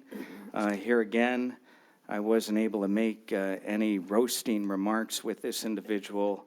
He's far too kind to even think about doing so. So I'm not going to do it. But I'm really pleased to present the final award to an individual who has served this city in an exemplary manner, and someone who's been incredibly valuable to me. Jeff Bohorsky was hired as the Assistant City Manager in June of 2016 and assumed the duties of Human Resource Director in 2017. And prior to that, he served as City Attorney from 2014 to 2016. Of course, Mr. Kasubski followed thereafter and continues the tradition of excellence in that role. You can see from the picture on the screen here that Father Time has been very good to Jeff. He looks really phenomenal. He's older than me, looks far better than I do. And however, when you consider how young Jeff looked when he started at the Assistant City Manager position and HR Director just 9 years ago, he has aged rather dramatically. But he does still look good. Jeff has played an integral role in many of the city's major accomplishments and initiatives, including but not limited, and I just want to mention a few of them. Development of the city's first ever sustainability plan framework, from which the mayor and city council then developed the city's first ever sustainability commission. And they, for the last 6 years or so, have been hard at work implementing our formal sustainability plan. But it was Jeff who kicked that off, and also his son, Alex, who was an intern at the time, who also worked very hard to put the framework of that plan together. In fact, I think Alex is in the audience too. Maybe you could just wave your hand there, Alex. I don't think Jeff knew he was there. Also, saving the Sterling Heights auto plant, the Chrysler Sterling Heights assembly plant, better known as SHAP. You may remember that was scheduled to close. And the city put forth this broad-based effort that included countless stakeholders at the federal level, the state level, the county level, and so on, to put forth a package that Chrysler eventually bought that facility back out of bankruptcy. Jeff had his fingers in that. He was the guiding force behind it, behind the scenes, pushing that effort. And what an amazing effort that was. Chrysler did buy it back out of bankruptcy, the only example in the country, and they've since invested billions of dollars. Jeff was involved in our Visioning 2030 and 2040 plan, along with Dale Wojciechowski, our Assistant City Manager, who was also very instrumental in developing our 2030 plan. Those visioning plans set us on a course of prosperity, working hand in hand with the mayor and the city council. The changes in the city over the last 10 years alone have been transformative, and there's more to come. Through what the voters just approved in the Visioning 2040 plan. Jeff was behind that, pushing it, working with our leadership team and others, making sure that that was a success. And then, of course, recreating recreation.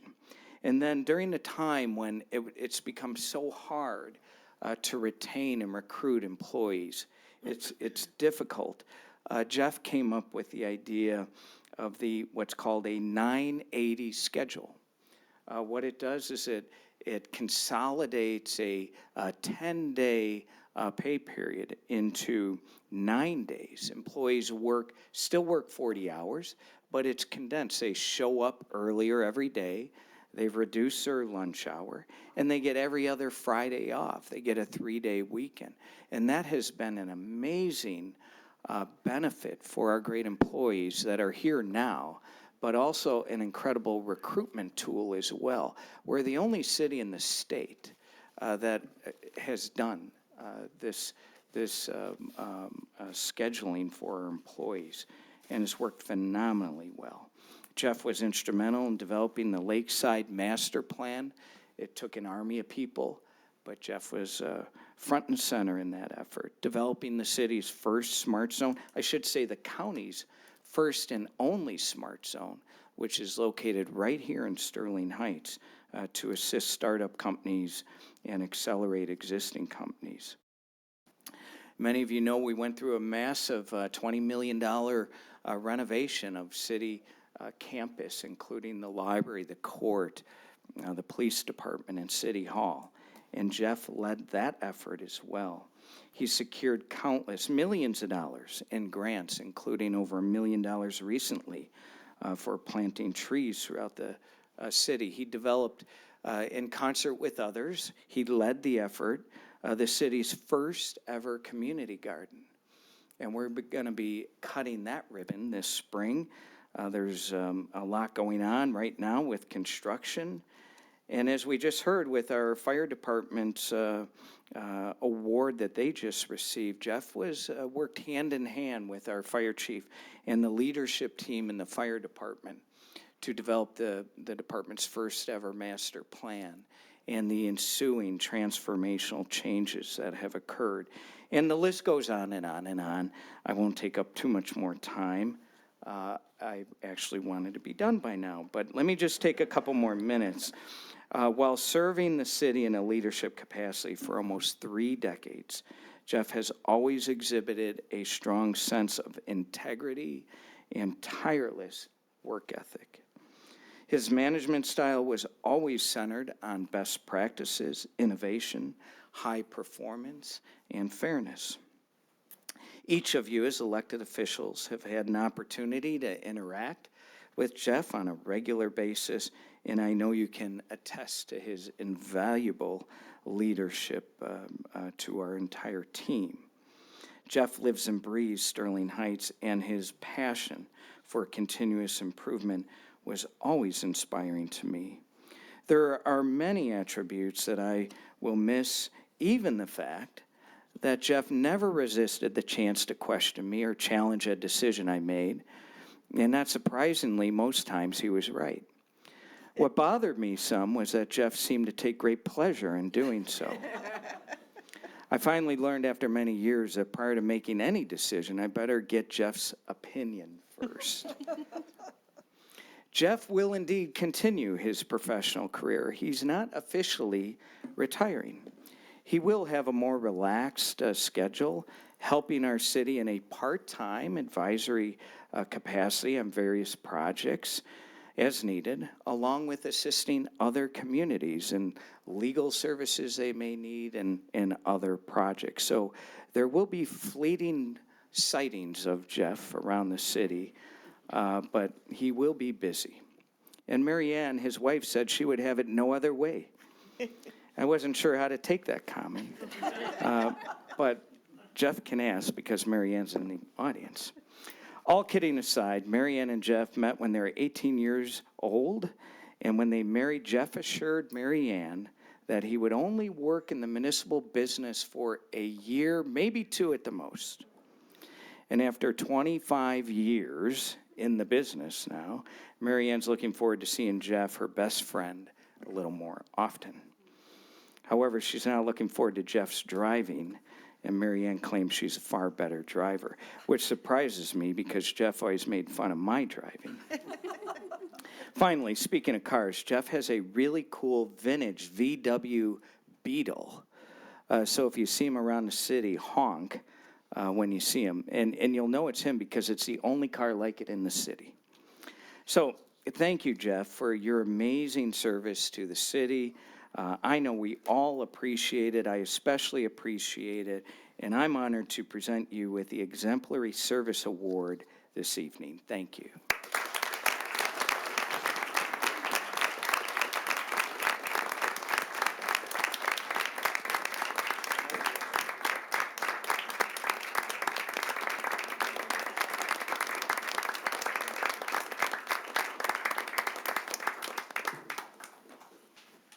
Thanks, Mark, for putting everybody to sleep.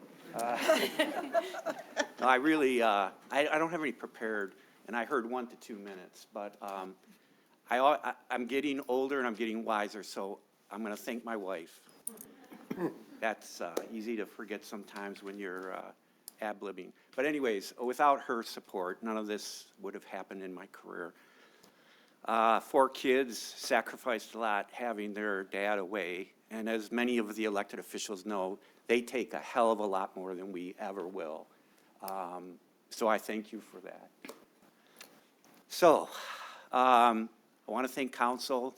You know, you really have been my family. We've laughed, we've cried. I mean, we've been through a lot. And Mark, you've been a jewel. I want to acknowledge Steve Duchesne because literally I joined O'Reilly in February of 2000, and I came there as a commercial attorney. I did a lot of banking work, and Paul O'Reilly pulls me aside one day and you going to breakfast with me. Okay. I'm like, okay, sure. With who? Steve Duchesne. He wants to meet you. So I go to breakfast. I can't even remember. It might have been Denny's on M59. I have no clue. I can't remember. This so long ago. But it was a turning point in my career because, as many of you know, Paul was diagnosed with cancer. And they needed someone to replace Paul. Unfortunately, Paul lasted only about 2 more years. And that's how I became a city attorney. It just, my career went in a completely different direction. Council members back then were nice enough to embrace me and trust me, and 25 years later, I'm happy to say it's been a great ride. So I better stop there. It's been a long evening for you guys, but thank you, thank you, thank you. It's been a great opportunity to work with a great group of people, and I'll miss you guys very, very much. Thank you.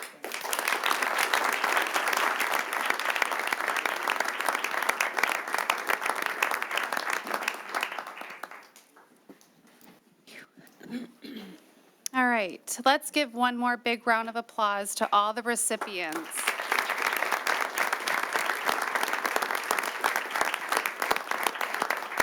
Congratulations to all. And as we conclude our recognition ceremony, we extend our heartfelt thanks to Mayor Taylor, members of council, Mr. Vanderpool and Mr. Kajewski, for their time and for our leadership's constant support of our employees. Each recipient honored this evening is truly deserving and embodies our mission to make Sterling Heights an inclusive, vibrant community that is safe, active, and sustainable. I also want to express my gratitude to my colleagues in community relations and in human resources for their dedication and effort in coordinating this event each year to honor and respect our many dedicated public servants. Congratulations once again to all of the award recipients.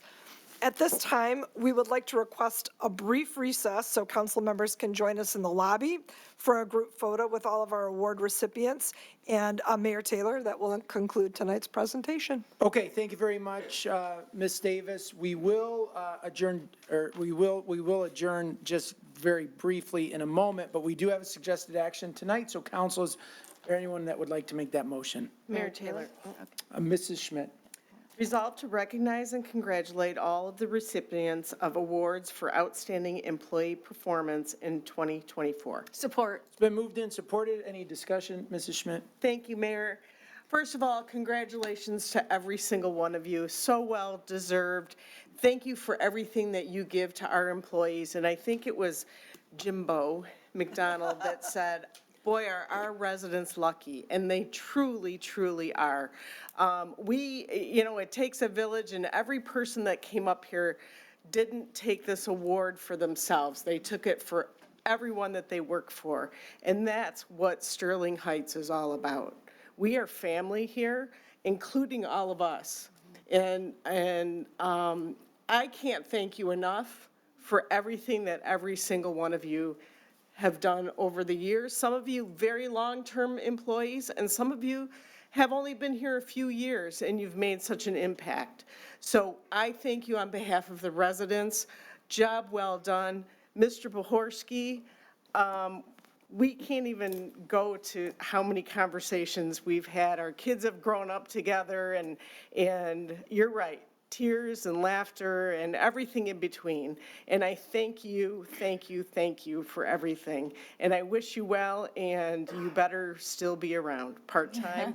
I count on seeing that, and always a great sounding board of, you're right, Mr. Vanderpool, integrity and trust. And I always knew that you were never going to steer the city in the wrong direction.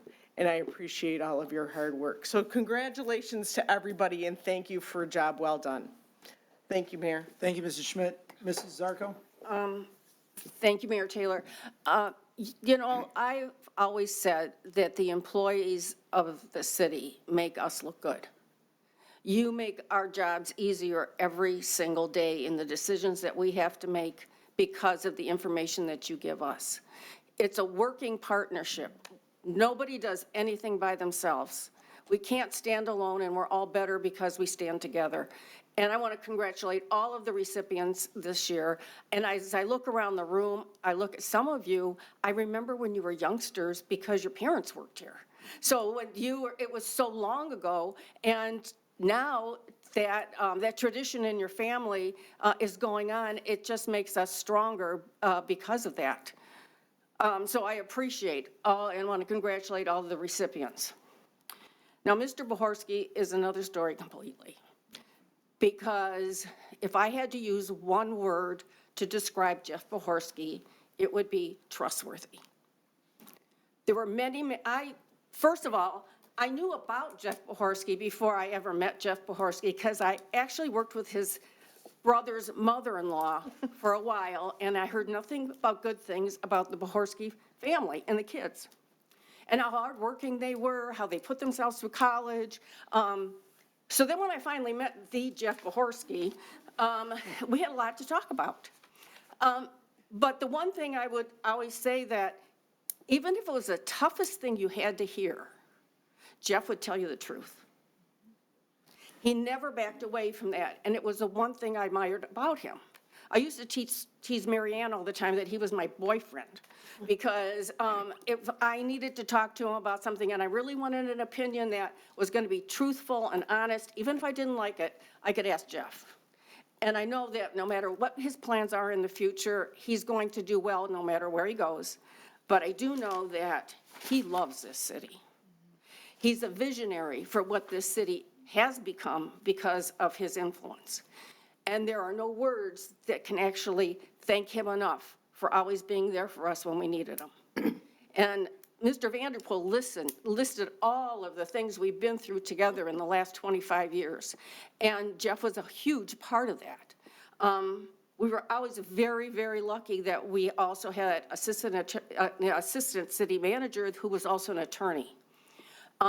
And I always tease that we stole him away from the law firm because he loved this city so much. So I wish you nothing but good things in the future. You are so deserving of all of them, as well as your family. And like I said, we've watched your kids grow up. It's been a pleasure. So good luck to you. Thank you all for all of your service, because it's deeply appreciated. Nothing further. Thank you, Ms. Zarko. Mayor Pro Tem Sarowski. Thank you, Mayor Taylor. So wonderful words, colleagues. I'm just very impressed always when I hear you all talk, and I just wanted to echo most of those. Congratulations to all the recipients. You guys, as Mrs. Yarko said, you make us look good. You also give us, we have such confidence that we have the best team working for our residents, and it's just exemplified by you in the room right here. I wanted to thank Officer Tanya Jesperson for not arresting me when I hit her with a water balloon at one of the events, because she did not appreciate that at all. It was an accident, but still. But Congratulations to all of you. You are you are so deserving of all of it. And again, to Jeff, who I have known for 20-something, more than that years, and his family, Marianne, Anna, Stephanie, and Alex, who are all sitting there. I've watched them grow up since they were babies. I've known them, our kids all went to school together, and you guys thank you for lending him to us all these years, because I know how much of a sacrifice it has been, and Jeff, thank you for that sacrifice, because you have given us more than we could ever have asked for, more than we probably should have asked for at times, or, you've been so generous, and we look forward to good things from you later on. So that's all I have, Mayor. Thank you. All right, thank you, Mrs. Sarowski. Mrs. Koski. Thank you, Mr. Mayor. I also would like to say congratulations to all the employees tonight that received their awards. They're certainly well-deserved. You are what makes Sterling Heights a great city. Sterling Heights has one thing to offer, and that's called service. You are the ones that perform that service. I know, because I've been here a few years, and I have seen the work that you have done, and I've heard the comments, the thank yous that I have received in your behalf. So I want to say I love you all. You've done a fantastic job, and you are an example of what we used to call Sterling Team, or Team Sterling Heights, and we had our baseball jackets. We are a family. And I want to say thank you. Keep up the good work. We love you all. And Jeff, well, we go back quite a while too, don't we? Paul O'Reilly, and you coming in to fill his shoes, sitting next to me here. And I don't think I kicked you too much, but I think we had a good. What? It was me. I got both of you. That's part of the training that you get when you sit next to me, right? Good luck to you, Jeff. I know that you're going to do some other things, and you have some projects here that you're going to finish up.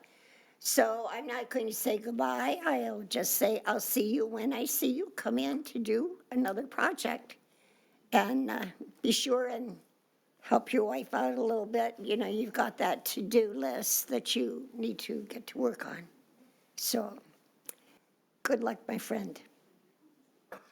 Thank you, Mrs. Koski. Mr. Yanez? Yes, thank you. Yes. Thank you, Mr. Mayor.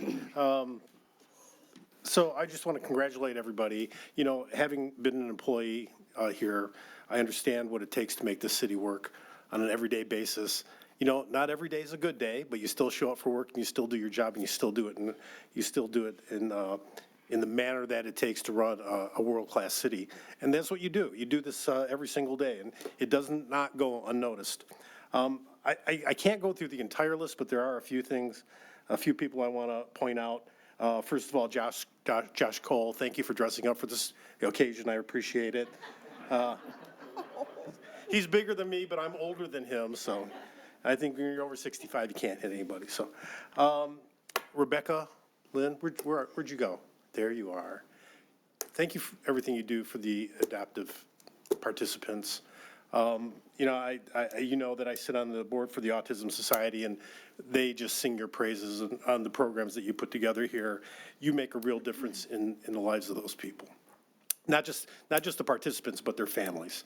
And that's got to be very meaningful to you when you go home from work every single night. So thank you for everything you do, and congratulations on this award. The entire community relations group is fantastic. Whether it's the Shine program, people showing up, they all do such a great job. But I want to congratulate Marissa on her award tonight. And I don't think I heard that she is also the liaison for the Youth Advisory Board. And that is an incredible job. Marissa's the person from the city that interfaces with these high schoolers. I don't think we have any junior high schoolers, but high schoolers, and gets to think about what's going on with the city and how they can advise city council on things that are going on. It's not as easy as it sounds, is it? But she is my partner in crime when we take the the kids up to Lansing to give them a little tour and try to get them to think about maybe careers in government. And I really appreciate the hard work that you put into that every single day. And last but not least, I want to say congratulations to the fire department for getting your award this year. First of all, Chief, you undersold Phil. He's not just a good cook, he's a chef. He is an incredible cook. There is a story about a dead deer, but I'm going to leave that for later. If anybody wants to know, they can buy me a beer later. But Phil and that whole department is amazing. When I started on the fire department in 1995, we were called Phoenix East. And the reason why we were called Phoenix East is because the Phoenix Fire Department, under their leadership, was the premier fire department. They did, if it was the latest and the greatest, Phoenix did it. And you know who else did it? Sterling Heights did it. So it was a bit of a tag that some people put on us because sometimes they were envious, sometimes not. But Sterling Heights Fire Department has always tried to be on the cutting edge. And as you heard, I was going to say Chief Wojciechowski, I'm sorry. Well, okay, whatever. And about all the things that are coming with this fire department, it's not surprising to me that we're doing this. We've always been on the cutting edge, and we always will be. Having said that, it's still people that show up on these 911 calls. And it's about recruiting and maintaining great people. So congratulations on that award, Chief. Congratulations to everybody who received an award. You make the city proud. I am proud, like I said, from being a former employee. I'm so proud of all of you, and I thank you for everything you do, and make sure you come in time on work tomorrow, I think. Anyways, that's all I have, Mr. Mayor. Thank you, everybody. All right, thank you. Very well said. Congratulations to everyone in here. You know, a lot of times people are told when they're young, you should follow your passions and whatever you're passionate about, do that, and then you'll be able to turn it into a great career. And I think sort of the opposite. You know, when I look back at what I was passionate about when I was a kid, none of that would pay any any salary. I mean, certainly I was passionate about football, and that wasn't going to work out right. What I tell younger people is find out what you're good at. Find out what skill you have. Find out what talent you have. And then get better at that talent and get better and better and better every single day. And you will find that whatever that talent is, that skill that you have, you will be passionate about it. You will find that that is what your passion is. And I would guess of the 20 or so awardees today, not many of them would say that this specific job that they're doing right now is what they would have said when they were in 5th or 6th grade that they were going to do when they grow up. And if you are, God bless, congrats, that's awesome. But I think what we have in this city is an incredible group of people who have found their skill, their talent, their niche, and they've become passionate about it. And hearing the presenters talk about the projects that you've worked on over this past year or during your career here, the dedication that you've had, it just, to me, the word that kept coming in my mind is that this person has a passion for what they're doing.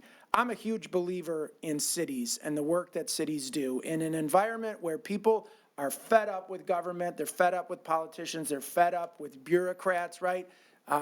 You guys are a shining example of what government can be and should be. Talking with our residents, they love this city, they love the service that they get from you guys, and it shows. And a lot of times it shows because we keep getting reelected, but you guys are doing the work. And I, as Mark said earlier, I consider myself one of the luckiest people in government in anywhere in the world because I get to be up here in this chair and just watch you guys cook and do what you do. And it's really inspiring to me, and I congratulate each and every one of you. What we do is important. What we do matters. What we do is important to 134,000 people, tens of thousands of people who come to work here every day, kids who go to school here every day. It matters, and you guys are making a difference, and keep it up. So thank you from the bottom of my heart for what you do, because I love living in the city of Sterling Heights, and I know there are a lot of people that feel that way too. Now, Jeff, you're part of that group. You really are. I'm going to single you out. I'll tell you just briefly, 15 years ago when I got here, I was 26 years old, and I didn't know a heck of a lot. but I sure thought I did. And after a few weeks or a couple of months, there weren't a whole lot of people in the whole organization that were willing to talk to me, but you always were. You helped me, you mentored me, you helped develop me into the person that I am today. And from the bottom of my heart, I want to thank you for that, your patience with me. And I know we had that sort of connection, both being lawyers. So I'll never forget the leadership that you showed and taught me, and all of the kudos and accolades that you've received, and congratulations are well deserved. Like I said to the other employees, thank you for choosing to have a career in local government and pursuing this. You know, a lot of times you can look back and say, how the heck did I get where I am? You know, you didn't expect to be there, but you really ran with it, you embraced it, and the city of Sterling Heights, for your 25-plus years of involvement, is far better off than if you had never taken that meeting with Paul and Steve. So we're lucky to have benefited from your wisdom and your knowledge and all the work that you've put into it. So again, I want to thank every one of you. We're going to vote. We're going to then take a quick recess, probably not so quick. I think we'll go out to the lobby, right, and we'll take some pictures.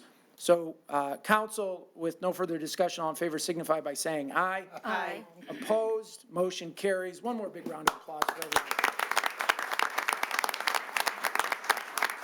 Okay, we will take a recess. It's 8:56. It will probably be 10 or 15 minutes that we'll be in recess. 9:15.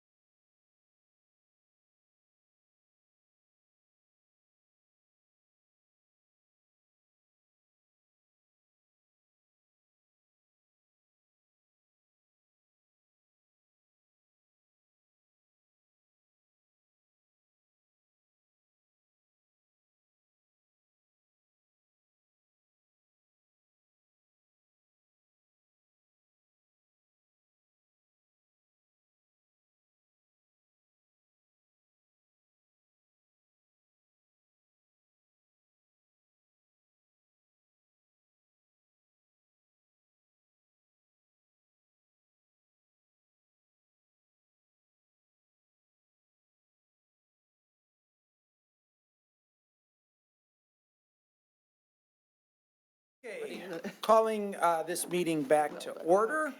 We will move on to the next item on our agenda tonight, which is an ordinance introduction. This is to consider introduction of ordinances amending zoning ordinance number 278 to create the North Van Dyke Corridor District consistent with the North Van Dyke Avenue Corridor District and consistent with the North Van Dyke Avenue Master Plan, case PZ 24-0008. We have a presentation from our city planner, Dr. Jake Parcell. Dr.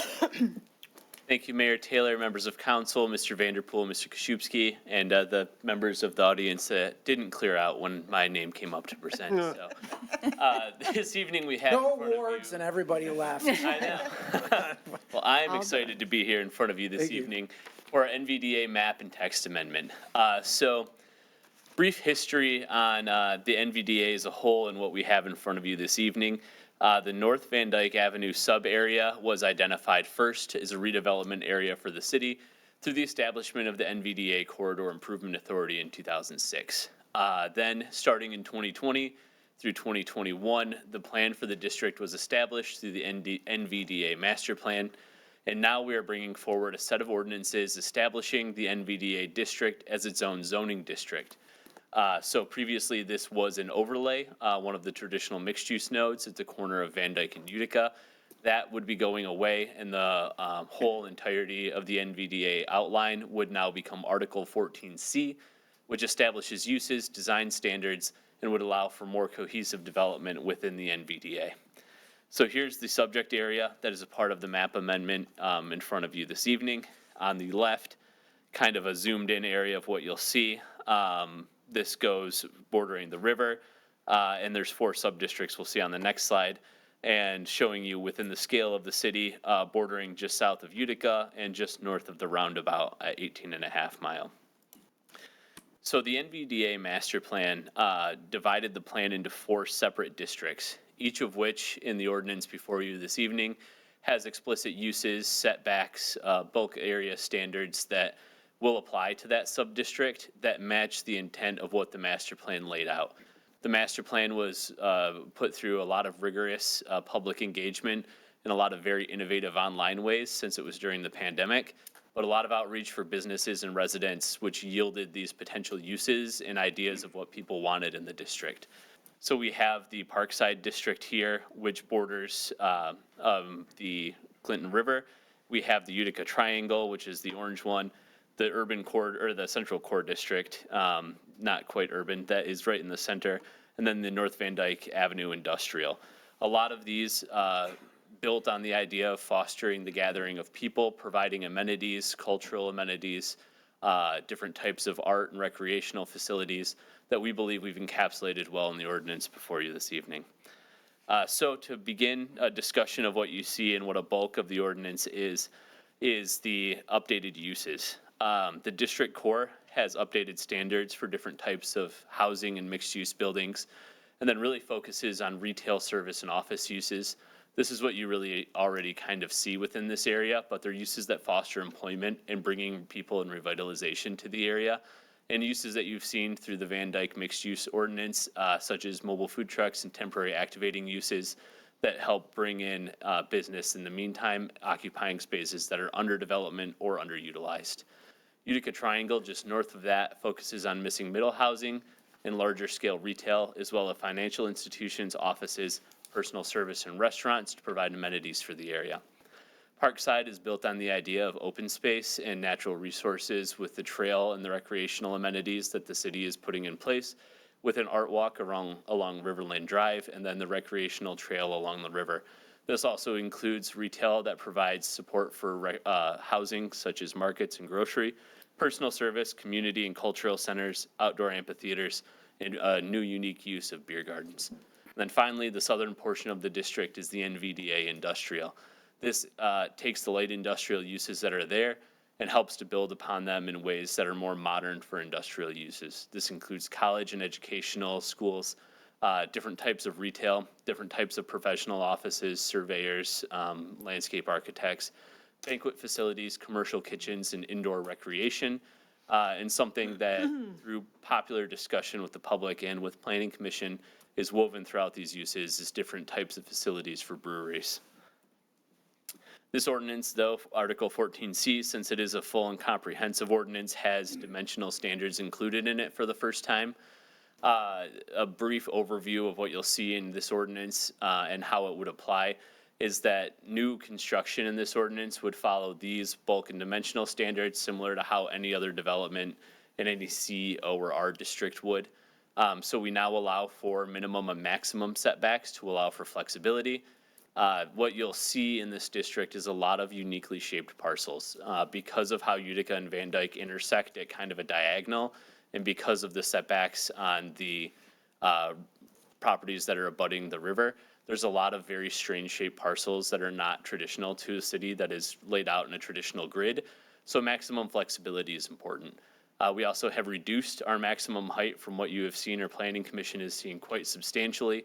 We now allow a maximum of 60 feet in the core district and 48 feet elsewhere. Originally, the draft received from Design Workshop was over 100 feet allowed. So we've scaled that back substantially to better encapsulate the character of what we see here. And then something that we've learned through practice of development here is including watercourse setbacks from the Clinton River. So any development on a parcel that abuts the Clinton River has to be set back a minimum of 100 feet from the river, from the top of bank, to provide space near the river and stabilization for the riverbank. We have open space requirements here because as much as this is a redevelopment designated district, we want to focus on the gathering of people. It's something that I understand through bringing projects to council is important to council and to the community as well. So we include a minimum and maximum lot coverage on site, and then also a minimum open space requirement for every new development based on the square footage of it to help provide different types of open space for people to gather and to break up the development. All new development also has to have a sidewalk width if it's facing a public right-of-way of 8 feet with landscaping to make it pedestrian friendly. Parking is reduced relatively substantially to what our ordinance shows, but this is because we're encouraging shared parking between adjacent parcels and different uses. And all developments have the ability to bring in different shared parking models so long as you're within a certain distance from where the shared parking is, because then we make sure that it's accessible for everybody and people are not walking too far to find a parking spot.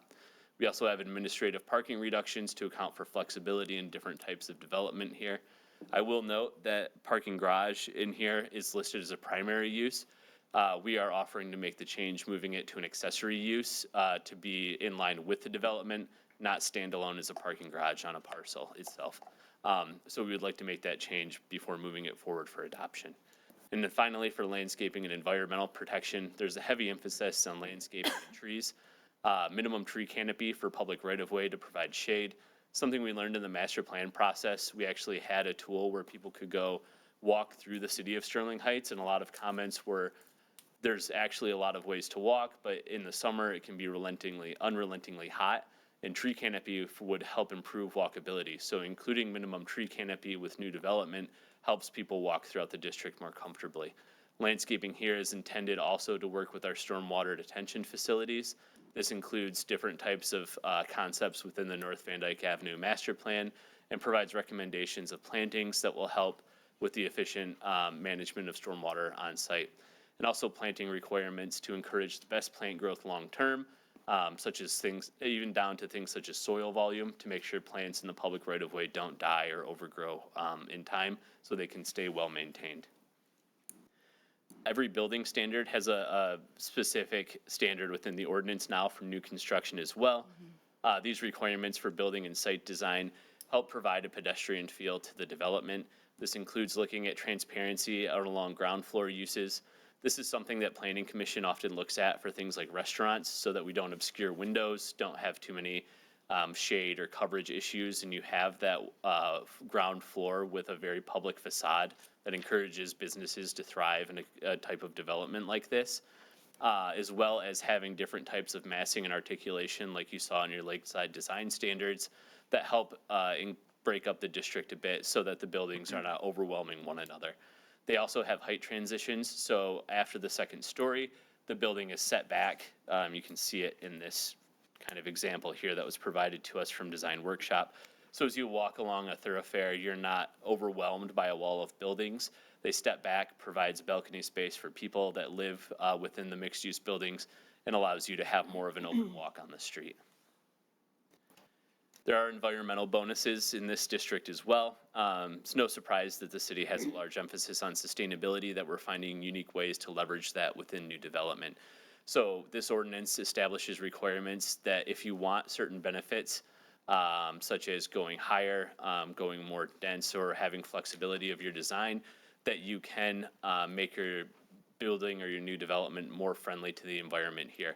This includes exploring pervious paving, swales, green rooftops, pollinator gardens, community gardens, planted medians, playgrounds, fields, plazas, or courts, and native plantings that are outlined in the ordinance to help include this flexibility that help achieve our sustainable goals within the district. It allows increases in height, lot coverage, and parking reductions.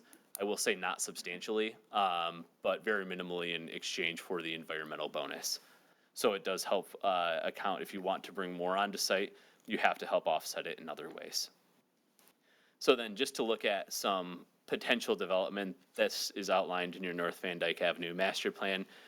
You see the development here on the left side of the screen is largely sparsely developed within the North Van Dyke Avenue area.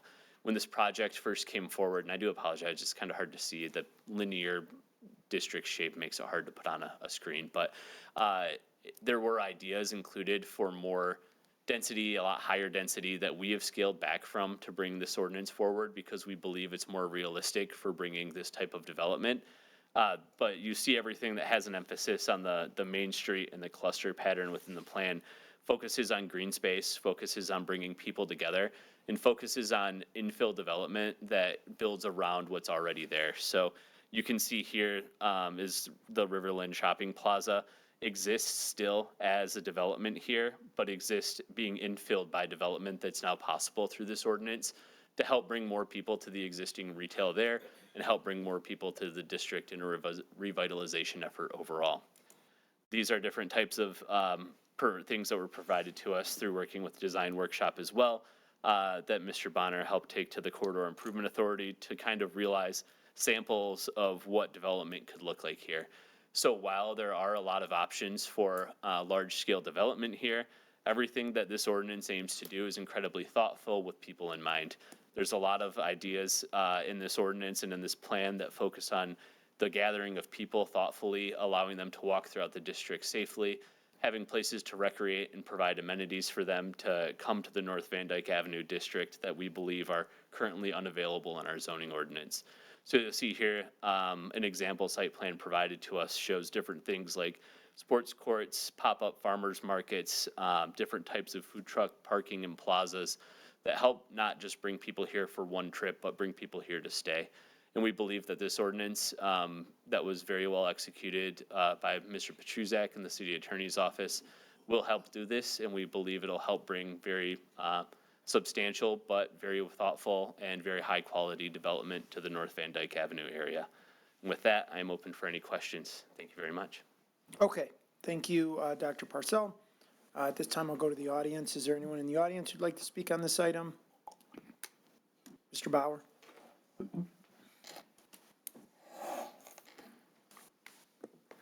Jim Bauer, Wilsack Court, Sterling Heights. I have a few concerns. I expressed some at the Planning Commission. I did bother you guys with an email today. So, one is I went on the Macomb GIS Explorer. I don't know if you can read that or not. It's a little bit light. To get some grade elevations, this is the Riverland Shopping Center here, and I don't know if I can put some stuff out there for you. I'm just going to concentrate in kind of one area for you. So, in the center of this parking lot, it shows an elevation of like 615. Now the floodplain elevation, the base flood elevation is around 620, 621, depending on where you're at. As you get a little bit more north at 621. So that's a difference of about 5 or 6 feet. So all your new buildings, the existing ones you can't change, but all the new buildings, you're going to expect to put that first floor level at floodplain elevation or higher. So that means you're going to have to fill. And in order to fill, you're going to have to take dirt from someplace for your cut and fill, for your compensating cuts. Now, these drawings don't show anything concerning different in elevations. So it's kind of like it was ignored, all right? So, and on this site plan here, it doesn't show anything that shows any difference of elevation. So you're talking, you know, a difference of floor from here to here, all right? And I'm concerned about that. And, you know, we went through this whole thing about building residential in the floodplain area. Mr. Koszewski and I met, and he said, we're gonna do a Lomar-F, and that means you don't have to buy flood insurance for your building because it's above the floodplain elevation is all it really does for you. It doesn't take you out of the floodplain area at all. You'd have to physically move it. But, that's just one of the things. Another thing I have is, I noticed that in the language of the ordinance, there's about 12 instances where it says, at the discretion of the Office of Planning. That means after they come see you or the Planning Commission and you approve something, that there's a few things that they can change that approval up to 10% in their office, okay, without coming back to you for approval. That means that you did during a public hearing. There's a couple instances in there where it said it can be changed up to 10%. So I still have a problem with all the floodplain stuff. I'm concerned about the elevations. If you go into the Utica Triangle, all right, if you look at that, this blue is all floodplain.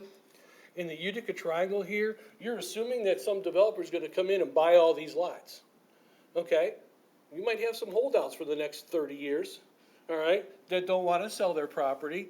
And now, with those minimum and maximum setbacks, it says, well, I can't go any farther away from the rear lot line than, you know, 25, 35 feet in the front and the sides, and I can't go more than 15 feet on the side, which means they can get a driveway in one side and a driveway out the other side, and they're in the floodplain, they're gonna have to raise their building up, if they build a new building, where are they gonna take their cut for the compensating cut for the fill?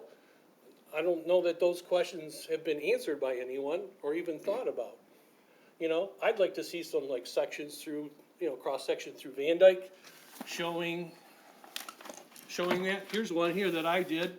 Okay, here's Van Dyke, here's the sidewalk at 619, this is in the Utica Triangle. First floor elevation, 623, the same as the Chaldean Community Foundation building. So to take the cut to make this fill, this has gotta go down to 615. So it floods, it comes across Van Dyke, down here. Now the water's gonna recede, where does this water go? It's gotta be able to go someplace, otherwise it's gonna sit there. It's another 3 feet deep, 3.5 feet deep, okay? So. All right, Mr. Bauer, you want to? So those are my A few concerns. seconds to wrap up.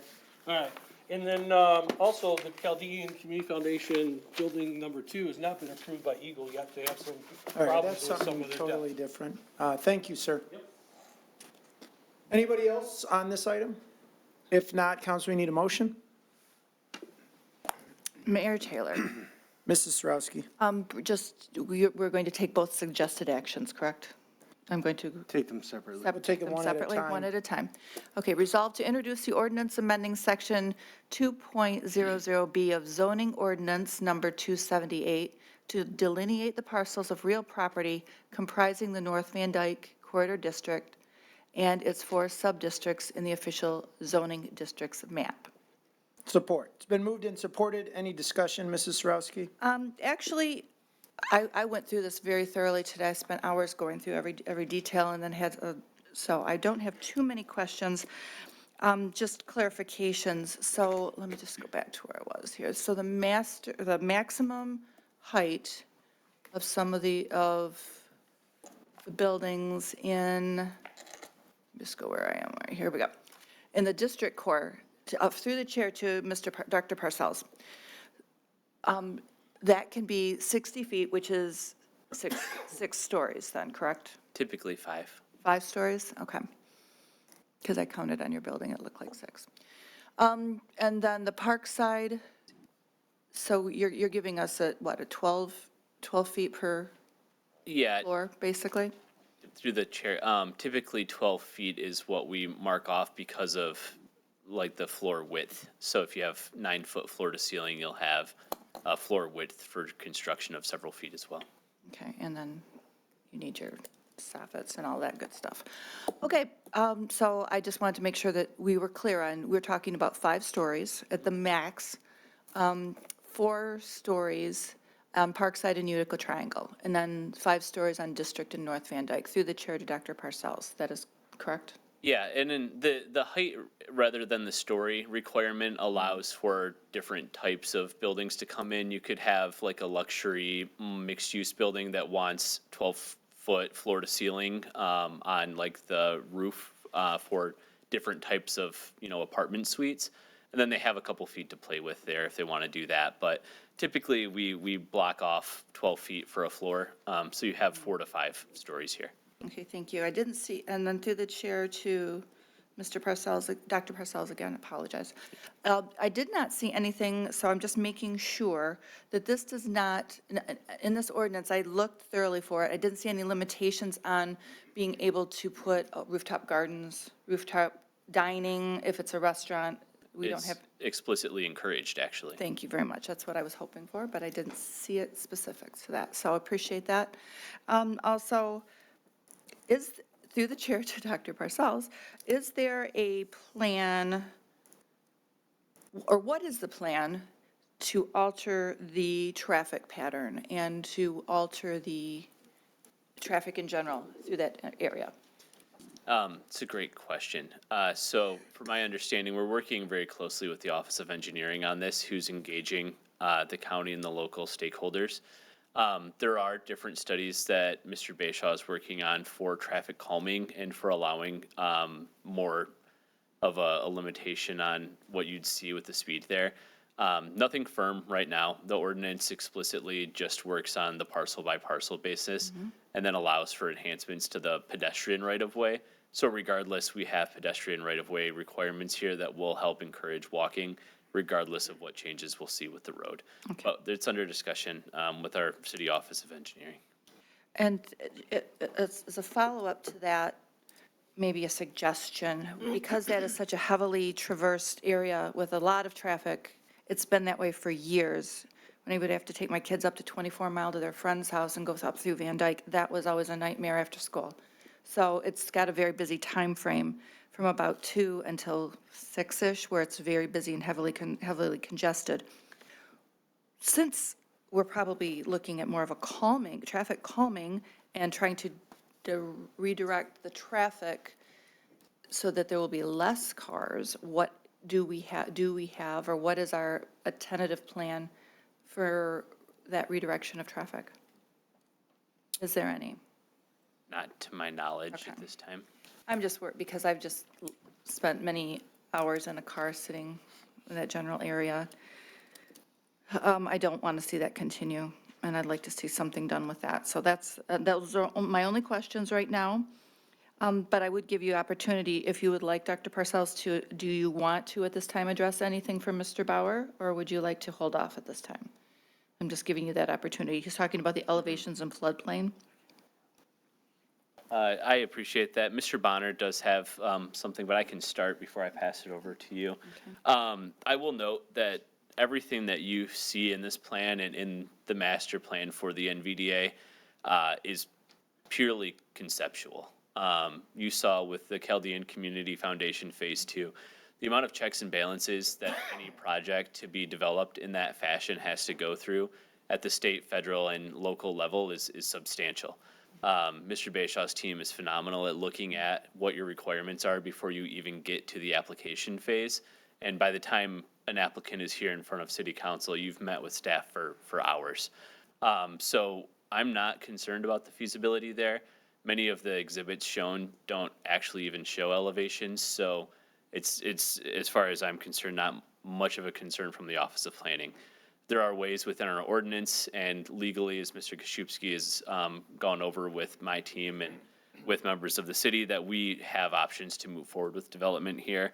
So I believe that it's not much of a concern when looking at what the zoning ordinance allows, because other ordinances within the city would trigger us to review the floodplain, the cut and fill, the engineering approval standards. This is just for the uses in the bulk area standards we would allow. In terms of the ordinance saying at the discretion of the Office of Planning, we see often times a site plan come in where here's a great example. You have a restaurant that needs 10 parking spaces. You come to do your review with the fire department, and they determine that they need one more hydrant within 150 feet of the structure. To do that, they have to take away one parking space and move an ADA space so that they're compliant. We would be able to look at that in the grand scheme of things and say within 10% to meet the fire department code and to meet the Office of Engineering requirements, we can remove 2 out of 100 parking spaces and you'll still be sufficient. So that's what this flexibility allows for us. You'll see the ordinance does say at the discretion of the city planner or zoning administrator, Office of Planning quite a few times. And it's really to help applicants as they hit things through their legal approvals with their site plans without having to come back to council 3 or 4 times because something happens with the fire code or the building code that triggers a life safety issue that we need to account for. And then finally, in terms of property owners holding out or selling lots, honestly, not something I would put a ton of stock into in looking at the zoning ordinance. Our goal is to have cohesive development here, which is what this ordinance outlines, encourages shared facilities with parking, encourages the property owners to work together. Mr. Bonner in particular has done an amazing job with the CIA engaging the business owners in here. The CIA has reviewed this plan. Business owners have reviewed this plan, been on calls with the architects. So there's no strange elements that are being proposed here. And it honestly, in some instances, there may be nothing we could do about somebody selling a lot. But the development within the ordinance allows for them to develop on lots that they do own, and that's how they can bring applications forward. So with that, through the chair, I'd like to defer to Mr. Bonner for an update on his portion of this as well. Thanks, Dr. Parcell. Good evening, City Manager, Mayor Taylor, members of council. Really just echoing, Jake took exactly everything that I was going to say. I wanted to stop him midstream so I can get up here and say something. The 2 concepts that are in the plan are concepts, and we're aware of the floodplain issues, North Van Dyke. The Chaldean Community Foundation Project 1, that took several years to get through the process. What we're really trying to do is trying to show what could happen, specifically that Riverland, Utica, Van Dyke intersection where really the density appears to be the most appropriate. In terms of the Utica Van Dyke triangle, we are a property owner there. We have 2 parcels that we own. There's another local stakeholder that owns multiple other parcels there. So in terms of identifying property to develop, we feel like we have a relationship with a stakeholder to create a concept there. And similarly with the Riverland Shopping Center, we've talked to them on a number of occasions. What we currently are doing is putting a financial model to the concepts that are in the plan tonight so that we have an understanding just from a general development standpoint. Do these high-density mixed-use projects actually work in these locations financially? And if they do, then how do we move those forward? And by moving those forward, we have a lot of work to do on the floodplain. What are some of those solutions that could come into play to help make those developments happen? And in the end, maybe they can't happen because we can't deal with the floodplain, but we wanted to have something to start with to begin moving some of these conversations forward. Thank you. No further questions. All right, thank you, Mrs. Sarowski. Council, anyone else? Mr. Mayor. Mrs. Skoski. Through the chair to probably Dr. Purcell, what actually is the name of the district? Is it North Van Dyke Avenue or is it North Van Dyke River project? Through the chair, so the ordinance would be titled the North Van Dyke Avenue Corridor District. So what happened to the river? I am unsure. Everything would be based off of the North Van Dyke Avenue plan, which is what we've modeled the name after. Because of what's on the,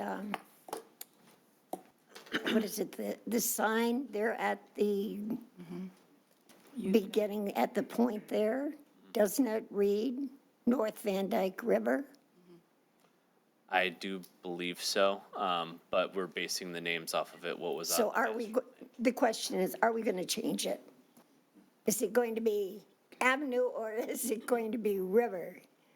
As presented, without a recommendation from council, it's as the North Van Dyke Avenue Corridor District right now. So if council wants to go back to River, then we have to make a motion to change it back, correct? Mayor, if I could interject, I could clarify this. Thank you. What you're approving tonight is just a formal ordinance that has an ordinance name. The branding of the district is different.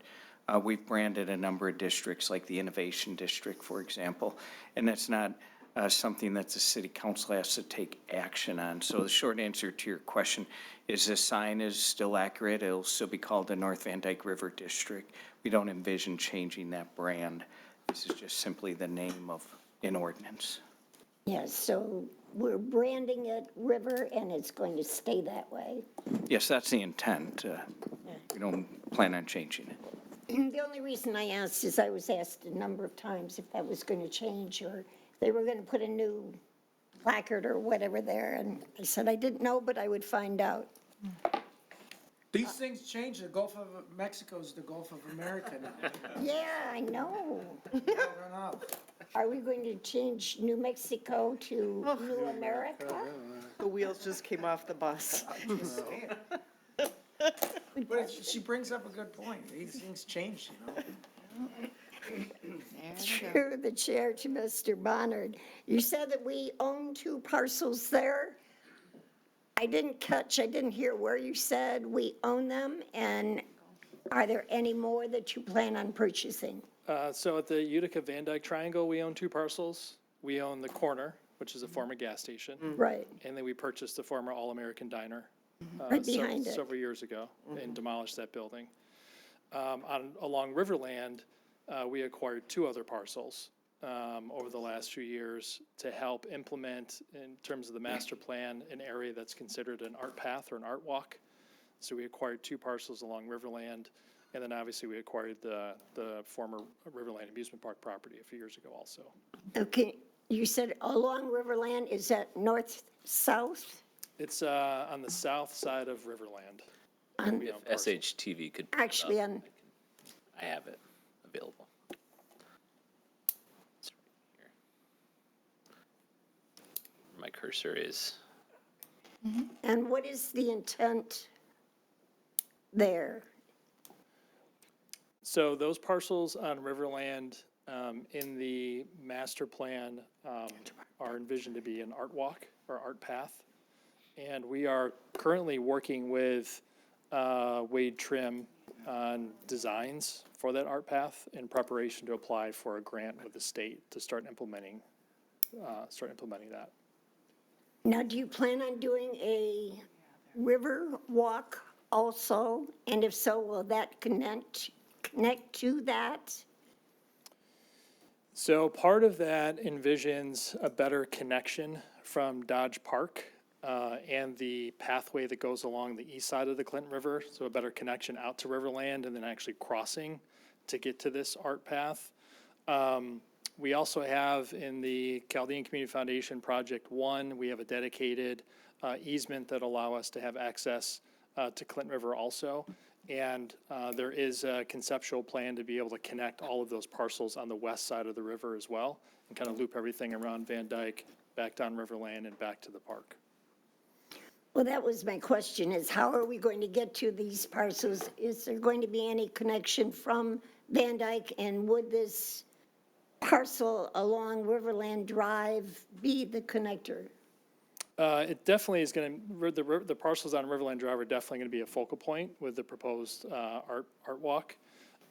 We have, like I said, easement on CCF Project 1. We have something on the Project 2 also that gives us access.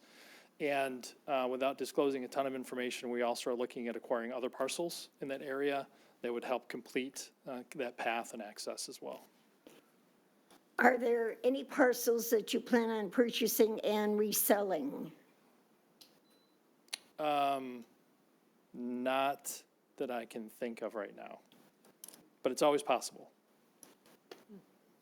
The reason I'm asking is if the Chaldean project, the last one, if there's some way that we could maybe save that 200-year-old tree that we are all hearing so much about, maybe you could be creative and help them redesign their project to save that tree? Something to think about, or a comment that you might have right now? Take it into consideration for sure. And I took a picture of that area when we first were considering selling it. And it really impressed me about all the large, beautiful trees and how we're trying to do a green community and our new millage to plant more trees, that I think residents of Sterling Heights would really appreciate your genius in saving that tree and maybe a couple of the others. So think about a new plan, Thank you. okay? That's all. Thank you. Okay, thank you, Mrs. Koski. Council, anyone else? Mrs. Art. Mayor Taylor, okay, I just want to make sure that I understand this as we talk about this and when residents start asking us question about it. Because they say, oh, they're going to say, oh, this looks like it's in, this is going to happen, this is the way it's going to be. This is just a conceptual plan. It doesn't mean that this, as Mr. Bonner mentioned, some of this might not come to fruition because of the floodplain or whatever obstacles are there.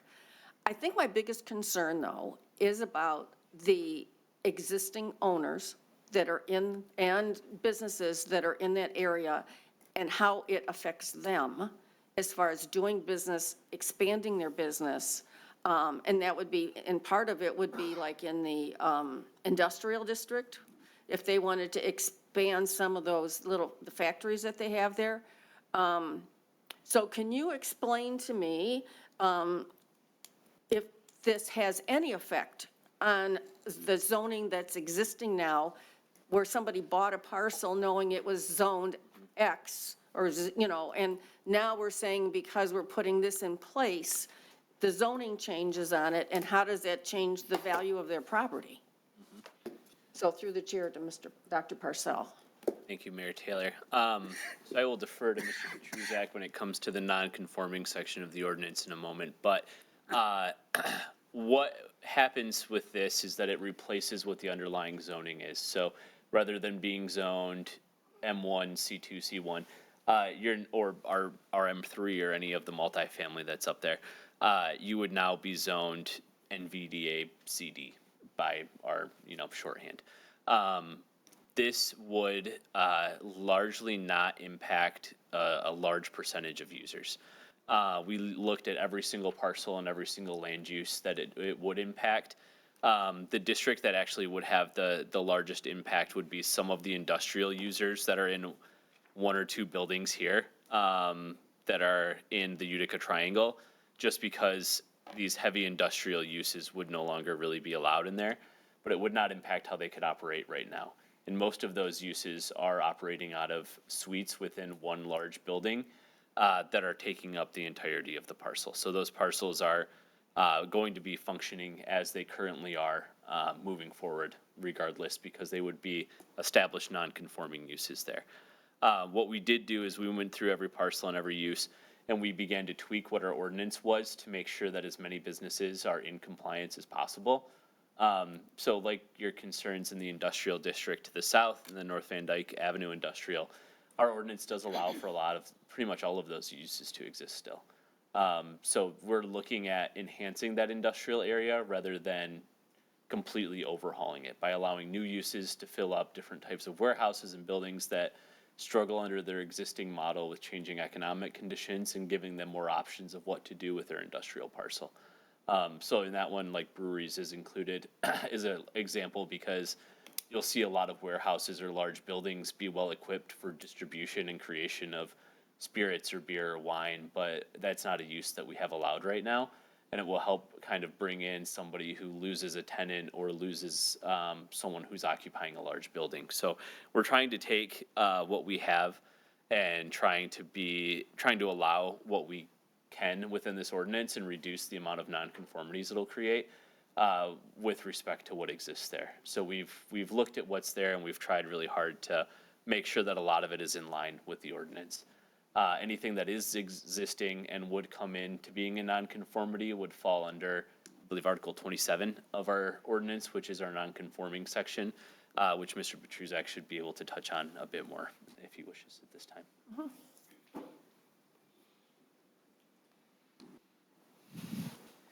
Good evening, Mr. Vanderpool, Mr. Mayor, members of City Council. So the ordinance before you tonight does default to Article 27 of our zoning ordinance, which is to say that this is essentially a wholesale change for this and for the properties that comprise the NVA. And like Dr. Parcell said, they will, whether they were zoned C2, C3, O1, what have you, they will now take on the zoning designation of NVA. The uses that will be allowed on those parcels are those uses as stated in the various sub-districts for NVA, which we have, as Dr. Parcell indicated, have tried to make as expansive as possible, and also looking at the properties that would be affected and to make some changes to the draft as we went along to limit the nonconformities that would be created. That being said, to the extent that, as Dr. Parcell pointed out, say there are any industrial users in the Utica Triangle area that would become non-conforming uses, it is, again, it's not as though they have to shut down tomorrow or next week or next year or 20 or 30 years from now. The fact of the matter is that they are allowed to remain there and continue doing business until such time. I think for non-conforming uses of structures, generally your use has to cease for a period of 1 year before your business would, or your use would lose its non-conforming status. So if you continue operating, it's the status quo for you moving forward. It's just that obviously the way zoning works when you have a rezoning is the gradual elimination of nonconforming uses over a long period of time to change the character of an area. So it's not going to be 10 or 20 years, but over the long haul of it, that is the goal. Through the chair. So then, say somebody has, like you say, a, something industrial in the triangle, and they sell it. Can it still operate as the way it's zoned now, or does it have to change? No, there is a vested right to the continuing non-conforming status of the use, the lawful non-conforming status, regardless of who the owner is. If you own it and you want to sell it to somebody else, they have the ability to then come in and pick up where you left off. Now, they may not be able to, in terms of the building itself, may be limitations in terms of expanding the footprint of the building based on a non-conforming status, but they would allow to continue on with that lawful non-conforming use. And so as you went through the district, well, if this passes tonight, or well, it would be next week, because this is next meeting, because this is the introduction. Will you notify the owners of some of these vacant parcels and say, tell them about the changes that have happened, you know, or the rezonings in that, or the designations are different than what they were previously? Not specifically. To my knowledge, all of the required notices under the Michigan Zoning Enabling Act have been provided to, whether it has been by mail or by publication, all of that has been provided as required by law. And so everyone is presumed to have knowledge of that, given that the legal requirements for this have been followed. Okay. Mr. Mayor, to add on to that as well, when it first came to Planning Commission, we mailed a letter to every property owner in the district. Okay, in the district, but also within 300 feet of the district, so that people that are residents around there know what's going on as well? Just to the property owners whose properties are being rezoned. We're not required to notice within 300 feet if it's more than 11 contiguous parcels. Okay. So not within the boundary or the 300 feet around the whole district, but we let every property owner know. Okay, so I think we can say that this is a conceptual plan, it's a vision that we hope will come to fruition, but not necessarily, because it will depend on a lot of things. Yes. So, Mr. Mayor, if I may, any rendering or any plan here is very hypothetical and conceptual. It's showing what could be done and could be possible as enabled by the ordinance. The ordinance presented to you this evening takes what we've seen in modern economic trends and in our most recent iteration of this area that has a need identified by the city and the CIA for reinvestment and redevelopment in some areas, and allows them to do so in a way that is very up-to-date, very flexible, and really takes new land uses that aren't within our ordinance elsewhere and would allow for them here based on its existing conditions. So It gives a lot of flexibility and a lot of opportunity for new types of development and new types of exciting development that we don't really have elsewhere at this time. Okay, so then you just brought up a point is when you said trends. So this could come back 15 or 20 years from now with a different trend and a different look. Sorry, I have a tickle. Yes. It could. It could be amended by council at any time. If we notice that there's any issues or problems or, excuse me, anything that needs to be updated. Or the trends change. Or the trends change. I think that's it. Nothing further. Thank you. All right, thank you, Mrs. Zarko. Council, anyone else? Mayor Taylor? Mrs. Schmidt. So I have, a lot of my questions have been answered, and I'm not sure if this is the appropriate time to ask these questions, but I'll throw it out there. So Mrs. Sarowski brought up traffic, and I'm looking at all these 4 or 5-story apartment buildings, and we're going to calm traffic when we're creating more traffic. And I'm having a hard time grasping that. I don't know how we could make Van Dyke less lanes than it is when we're adding more cars. So that is a huge concern for me, and I know this is like Lakeside 2.0, another concept that, you know, we have to envision in the future. And quite frankly, I don't have a crystal ball, so I have a hard time with this. And then you had mentioned there was a standalone parking structure that you actually were going to eliminate. Well, you're going to have all these cool things that people are going to want to have, you know, want to come to. Where are they going to park if you're eliminating a standalone parking structure? So what's your train of thought there? Through the chair, our plan is not to eliminate the parking structure as out of the ordinance. It's to move it from a primary use to an accessory use, so that you couldn't purchase a parcel directly in front of Riverland Plaza and put only a parking structure. If you developed a property in a way that has an attached parking structure or on the same parcel, or you see a lot in like smaller downtowns where they'll have like 2 stories of parking behind the primary building on a really small parcel, that would be allowed. So we're making sure that it's in conjunction with development, not a dead standalone parking structure, because quite frankly, we don't want those to kind of take up prime parcels within the district and then not be activated in any way except for parking cars. So that's one option. Mr. Petruzak's done a really wonderful job with allowing for and encouraging different types of ride share in here as a use also. So accessory uses could be a ride share station where you can have something that picks you up and takes you here. Say you are one of the lucky first people to move into Lakeside, and your favorite new grocery store is over in the NVDA, along with a food truck festival you really want to go to. You can just come over here, take the ride share back to wherever you want to go, and eliminate that need for having a parking as well. So there's different options in the ordinance that encourage different ways for people to get here.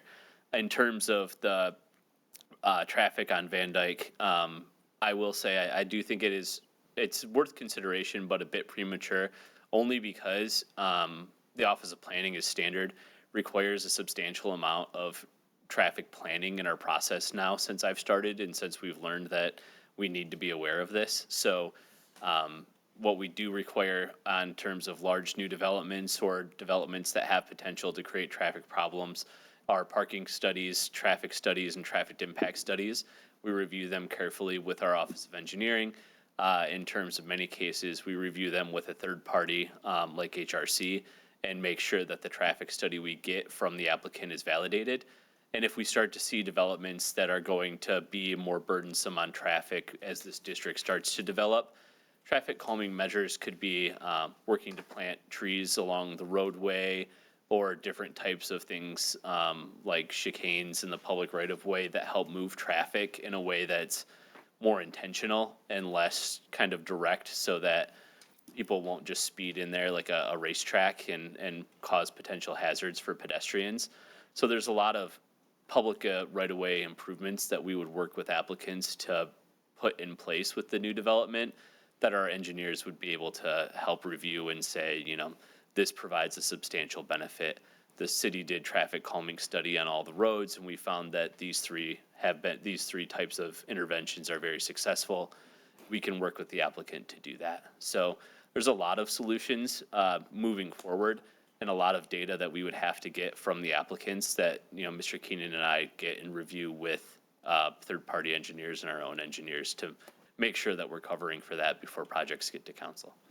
So in this ordinance, if there were to be traffic calming or lane elimination, whatever, would that come before council before that's done, or is that done through the planning? Neither, really. So that's not in the ordinance. I believe this section of Van Dyke is not under the city's jurisdiction either. We would be able to work with them as a partner, but the Office of Planning would not do anything large scale in terms of road redevelopment on Van Dyke without, the city playing a substantial role in that. So it's very likely that it would go to council through the Office of Engineering to look at the improvements, but it wouldn't be something that would be done on a piece-by-piece basis. It would be a large, multi-million-dollar road project rather than anything that this ordinance would cover. And that would have to have the state involved as well, correct? Yes, there'd be multiple stakeholders and a lot of levels of high review from our traffic engineers that would make sure it's being done appropriately. So it's not going to be done without a lot of input from a lot of people? Yes, yep, 100% correct. Okay. And as far as the 10% that the planning department is allowed to change, tell me something more significant that would have to come back to council. So something that would need to come to council following an approval would be any type of change of use that is not being approved. The addition of another story or something like that would come back to council. Say they are committing to doing 3 different types of environmental bonuses to increase their height or increase their lot coverage, and then in their site plan review process pull those out and no longer want to do it, then that project's defunct until council is able to re-review and make a decision there. So it's very, very minimal amounts of changes, 10% on a large project. Just really helps me look at facade type or different types of parapets or screening of appliances. Like I mentioned, 1 or 2 parking spaces for hydrants, because I don't want to hold someone up for 2 months to do that if it's something that's a life safety issue that we need to address early on in site planning. Okay, and I appreciate Mr. Petruzek and yourself explaining Mrs. Ziarko's question, because I too was worried about the impression we're giving the existing businesses that we're trying to put them out of business. We're trying to move them along because we have this concept. I would never want a business to feel that we're pushing them out, that we don't want them here. So thank you for explaining that. That puts me at ease as well. So I have nothing further, Mayor. All right, thank you, Mrs. Schmidt. Council, anyone else? Okay, I'll just say thank you to the planning staff and Mr. Bonner, his team, and Mr. Petruzak. Very well done. This has been something of great interest to me, and it's I think, a great plan, and I'm excited that it's moving forward. So with that, all in favor, please signify by saying aye. Aye. Opposed, motion carries. We'll move on to communications from. There's part 2. Oh, yeah, second action, sorry. Yeah, but that's a good question. Can I move, do I have to take that? Is this one unified action? One unified agenda item? Okay. All right, there is a second suggested action, Mrs. Sarowski. Thank you, Mayor Taylor. Resolved to introduce the ordinance amending zoning number 278 to add Article 14C, creating development and design standards for the North Van Dyke Avenue Corridor District and its 4 sub-districts. Support. It's been moved and supported. Any discussion, Mrs. Sarowski? I think all the questions I had were answered. I appreciate the opportunity, and I have nothing further. Okay, council, any further discussion? No further discussion. All in favor signify by saying aye. Aye. Opposed, motion carries. All right, now we'll move on to communications from citizens based on our rules. This item's taken up at 9:30 or as soon as possible thereafter. Is there anyone who'd like to speak on any item not on tonight's agenda? Okay, we'll close that portion. We'll go back to our regularly scheduled agenda items, which is the consent agenda. Would any of you gentlemen like to speak on the consent agenda tonight with the omission of item C? Council, we need a motion. Mr. Mayor, Mrs. Koski. move to approve the consent agenda as amended. Support. It's been moved and supported with no discussion. All in favor signify by saying aye. Aye. Opposed? Motion carries. Next up tonight is a consideration item. This is to consider an appointment to the City of Sterling Heights Board of Review. Any discussion from the audience? If not, council, I think we've got one appointment to make here. Who'd like to make the motion? Mayor Taylor. Oh, go ahead. Mrs. Zarko. Resolve to appoint Allison Magny to the Board of Review to a term ending June 30th, 2025, subject to the appointee meeting the qualifications set forth in Charter 4.03 and taking the oath of office within 2 weeks. Support. It's been moved and supported. Is there any discussion? No discussion. No discussion. All in favor say aye. Aye. Opposed? Motion carries. All right, next up is consideration item B. This is item 8C from the consent agenda to approve an economic development consulting services agreement between the City of Sterling Heights and the Bonner Advisory Group with an annual fees of $165,000. Is there anyone in the audience who'd like to speak on this item? If not, Ms. Koski, you requested that it be pulled from the agenda. Would you like the floor to make a motion, or would you like to pass? I can pass. Okay, council, do we have a motion? Mayor Taylor. Mrs. Zarko. Resolve to approve the Economic Development Consulting Services Agreement between the City of Sterling Heights and the Bonner Advisory Group LLC and authorize the mayor and the city clerk to sign the agreement on behalf of the city. Support. It's been moved and supported. Is there any discussion?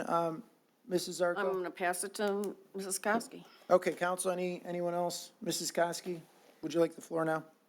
Yes, please.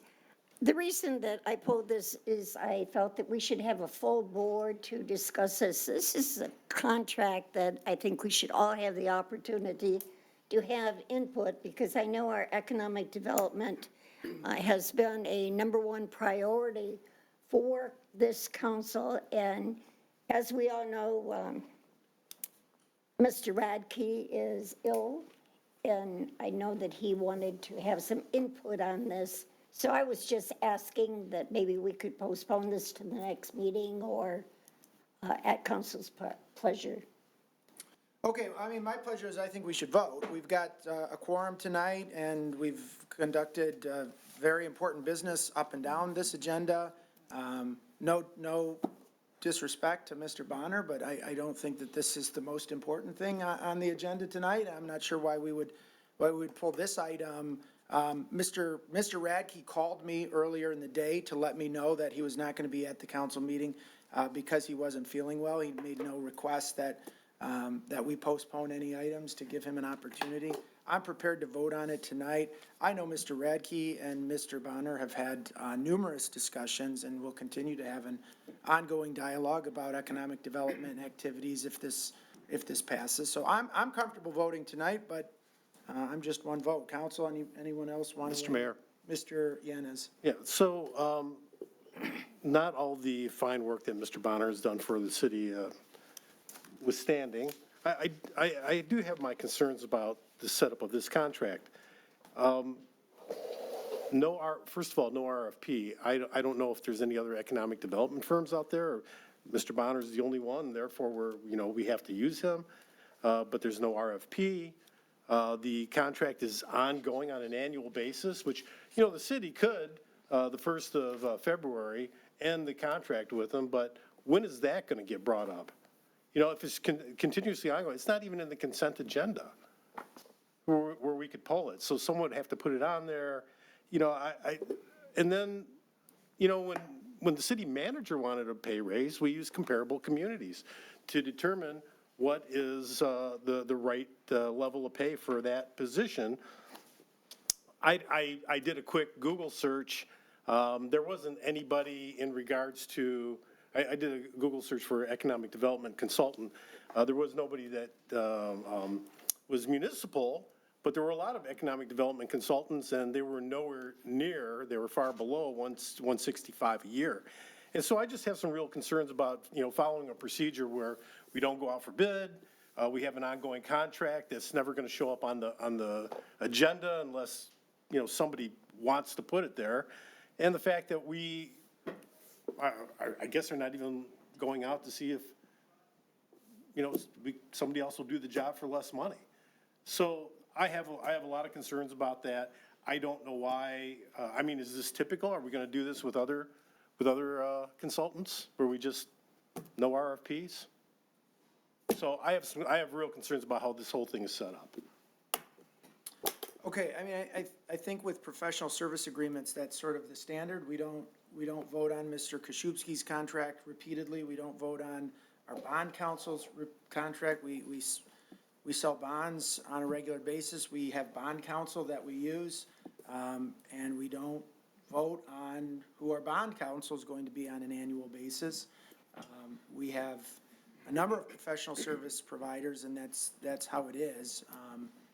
And it seems to have worked pretty well. And any one of us at any given time has the opportunity to bring any one of those contracts before the city council and ask for it to be put out to bid. I don't think any one of us has the authority to force it to go out to bid, but certainly we have the ability to bring it up as a discussion item and ask that it be put out to bid. Those are my 2 cents on that. Mr. Koszubski, is there anything to add in terms of professional service contracts? Is that accurate, that our council rules do not require those to go out to bid whenever they're awarded? That is correct. Okay. All right, council, any other discussion on this item? If not, Mr. Mayor, I have a couple Mrs. Koski. questions. Through the chair to whoever wants to answer this, how come we didn't get a copy of his current contract, and what has been changed from his current contract to this contract? Mr. Vanderpool. Councilwoman Koski, first of all, the only change has been that, excuse me, the dollar amount. The city attorney can correct me if I'm wrong, but I thought we highlighted that quite well in the agenda statement. Mayor Taylor? Well, Mrs. Koski has the floor. No, but there's more than one change. Yes. The city attorney can. Well, you can address that when Okay, yep, you have the that's floor. Mrs. Koski. Well, that and the $165 for special projects, who determines the special project? Mr. Vanderpool. That's $165 an hour, I believe it said. Can you for clarify your special. question, Councilwoman Koski? Who determines the projects he works on? In the contract, it states that he gets $165,000 a year. That's his base, paid monthly at $13,750. Correct. Also, he is paid $165 an hour if he does anything that is not named in his duties. And then it lists his duties. Who determines if whatever he's working on doesn't fall into one of the categories listed?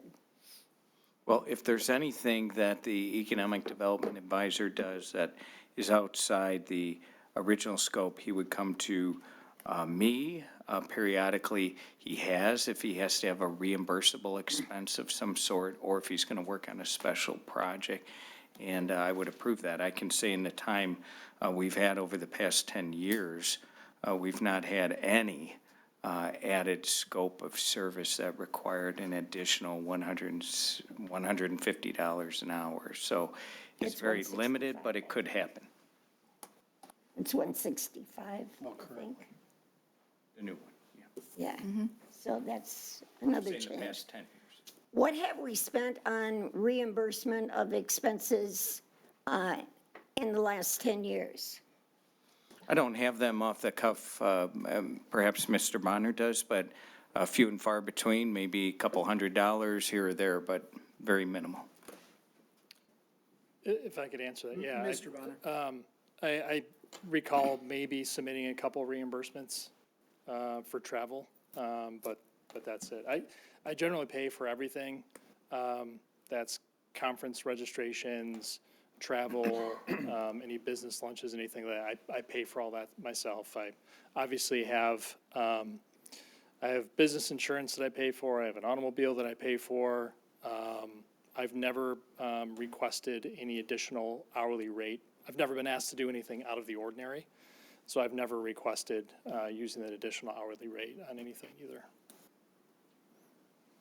And as far as entertainment or anything like that, you don't use that? Correct. Okay. What is your staff? How many members of Bonner and Associates? How many associates do you have? You're staring at the Bonner Advisory Group. We have a contractor model, so I have used contractors from time to time over the last 10 years. I currently have a contractor that doesn't interface necessarily with the city, but works on projects basically behind the scenes, and I've done that a number of times over the last 10 years. So basically, you do everything that you're possibly capable of doing yourself? That's correct. How many clients do you have? Currently, I have about 8 or 9 clients currently. Okay. That's people that you work for all the time. Project-based. I don't have any other client like the city of Sterling Heights. All my other clients are project-based. Means do a project and then done with that project. Okay. If the city should establish a economic development in-house department, what interaction would you have with them? I think probably day-to-day interaction. I think I would probably play somewhat of a leadership role to that position. We would co-develop strategy for the city, and then work on implementing projects and plans collaboratively. Your contract said that you would be in the city 3 days a week. That has changed, that you would no longer be in the city or Macomb County at all. You wouldn't be required to be here at all. That you could handle any kind of business with Zoom or technical phone conversations. What are your thoughts on that? I mean, this week I'm here 3 days a week. Next week I'll be here 3 days. I'm generally here sometimes 2 days a week, sometimes 4, sometimes 3. I removed that only because of the change in business since COVID. I could have an entire day of meetings related to Sterling Heights, and for whatever reason, they're all on Zoom. So it wouldn't make much sense for me to drive all the way out here to have Zoom meetings and then drive all the way back. So that is just a recognition of how business has changed. My preference is always to be in person in meetings. I think it works better that way. But there are a lot of meetings that are just conducted over Zoom, and it provides more flexibility. Well, one of the big three is now demanding the employees come back into the office to work 5 days a week or 4 days a week, whatever their schedule is. So I guess Sterling Heights isn't going to do that yet. But if we've got a good project going, or we have, I don't want to call them clients, prospective businesses that want to come into the city and do business here, set up their operation here, and they want a face-to-face meeting, are you available? Oh, yeah, always. I'm always available. So even if your contract says you don't have to be here, you will be here? Oh, absolutely, yeah. I'll give you a great example. Like, I have a retention call, business retention call on Thursday. It's a virtual meeting with a company here in Sterling Heights. It's just, what time works for you, this time works for me, okay, let's set up a call and talk. If they wanted me to come out and tour their plant, I would totally tour their plant. Certainly do a lot of that. I appreciate being in person as much as possible. But like I said, the world has changed and a lot of people opt to have virtual calls, so. But the world is changing back is the message that has been sent to me, that we need to socialize more. We need to interact more, face-to-face contact. That's something that's lacking in our society today. But believe me, Councilwoman Koski, I am very social. That's part of the job. And I interact regularly with stakeholders and businesses with the city. So that you don't And have to that's worry what about. I would like to continue. Yeah. Because you're a great person to meet face-to-face, and I love arguing with you, and I love to pick your brain and see what kind of reaction and a smile I can get out of you to Yeah, see well, if you can represent the city the way I want you to represent the city. course. So I'm sorry if you feel like I'm picking on you, but Not I at all. am, so. Not at all. But I did think that Mr. Radke wanted to be part of this conversation, but if the mayor feels that he really doesn't need to, I have no problem on voting tonight. Thank you. Okay, Mr. Mayor, I just want to follow up question. yeah, go ahead, Mr. Mr. Bonner, do you pay for your own health care Yes, I do. out of this? Well, Out of the money you make. I'm not getting your personal Yeah. finances, other than the 165,000, yeah. right? As Okay. an independent contractor, I'll tell you that healthcare costs for me are $36,000 a year. I got you, okay. Oh, thanks for sharing that. Yeah. I appreciate that. Well, it's also no. documented. You can look it up in Well- terms of, family medical care that for. I got you. That's it? I got you. Yeah, it's expensive. I got you. I hear it's coming down though, so. It hasn't been coming down. It's It's been going okay. up. Eggs are too. Eggs, gas prices, healthcare, housing Yeah. costs, it's all coming expensive. down, baby. Everything. We'll All see. coming Okay. down. We'll see. It didn't happen today, it's supposed to, maybe tomorrow. Okay, council, anyone else? Mayor Taylor, Mrs. Sarowski. thank you. Apologies for interrupting earlier. I just wanted to make sure that we didn't miss that one piece. So yes, of Mr. Bonner, through the chair to Mr. Bonner, you did mention that you are not needed, you don't necessarily feel that you should have that requirement of being here for 3 days out of the week. And I happen to agree with you because you can stay there if you want. If you want to come back, that's fine. Okay. That's fine. I happen to agree that that's probably, putting that in there is not necessary because if we're not happy with his services, through the chair to Mr. Koszybski, we can terminate this contract within the 90-day requirement, correct? Actually, after the first year, you can do it in 30 days.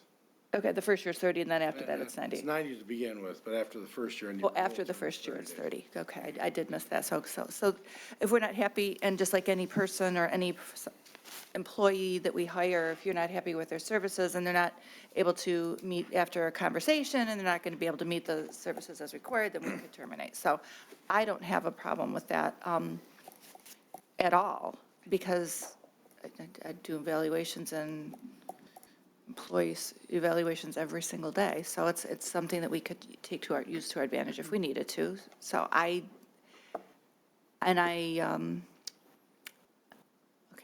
I'll just say, I'm ready to vote whenever we are. If we can vote tonight, I'm happy to vote tonight. And Okay. that's all I have. Thank Council, anyone else? Mayor Taylor. Mrs. Zarko. First of all, I can appreciate maybe this being brought up tonight.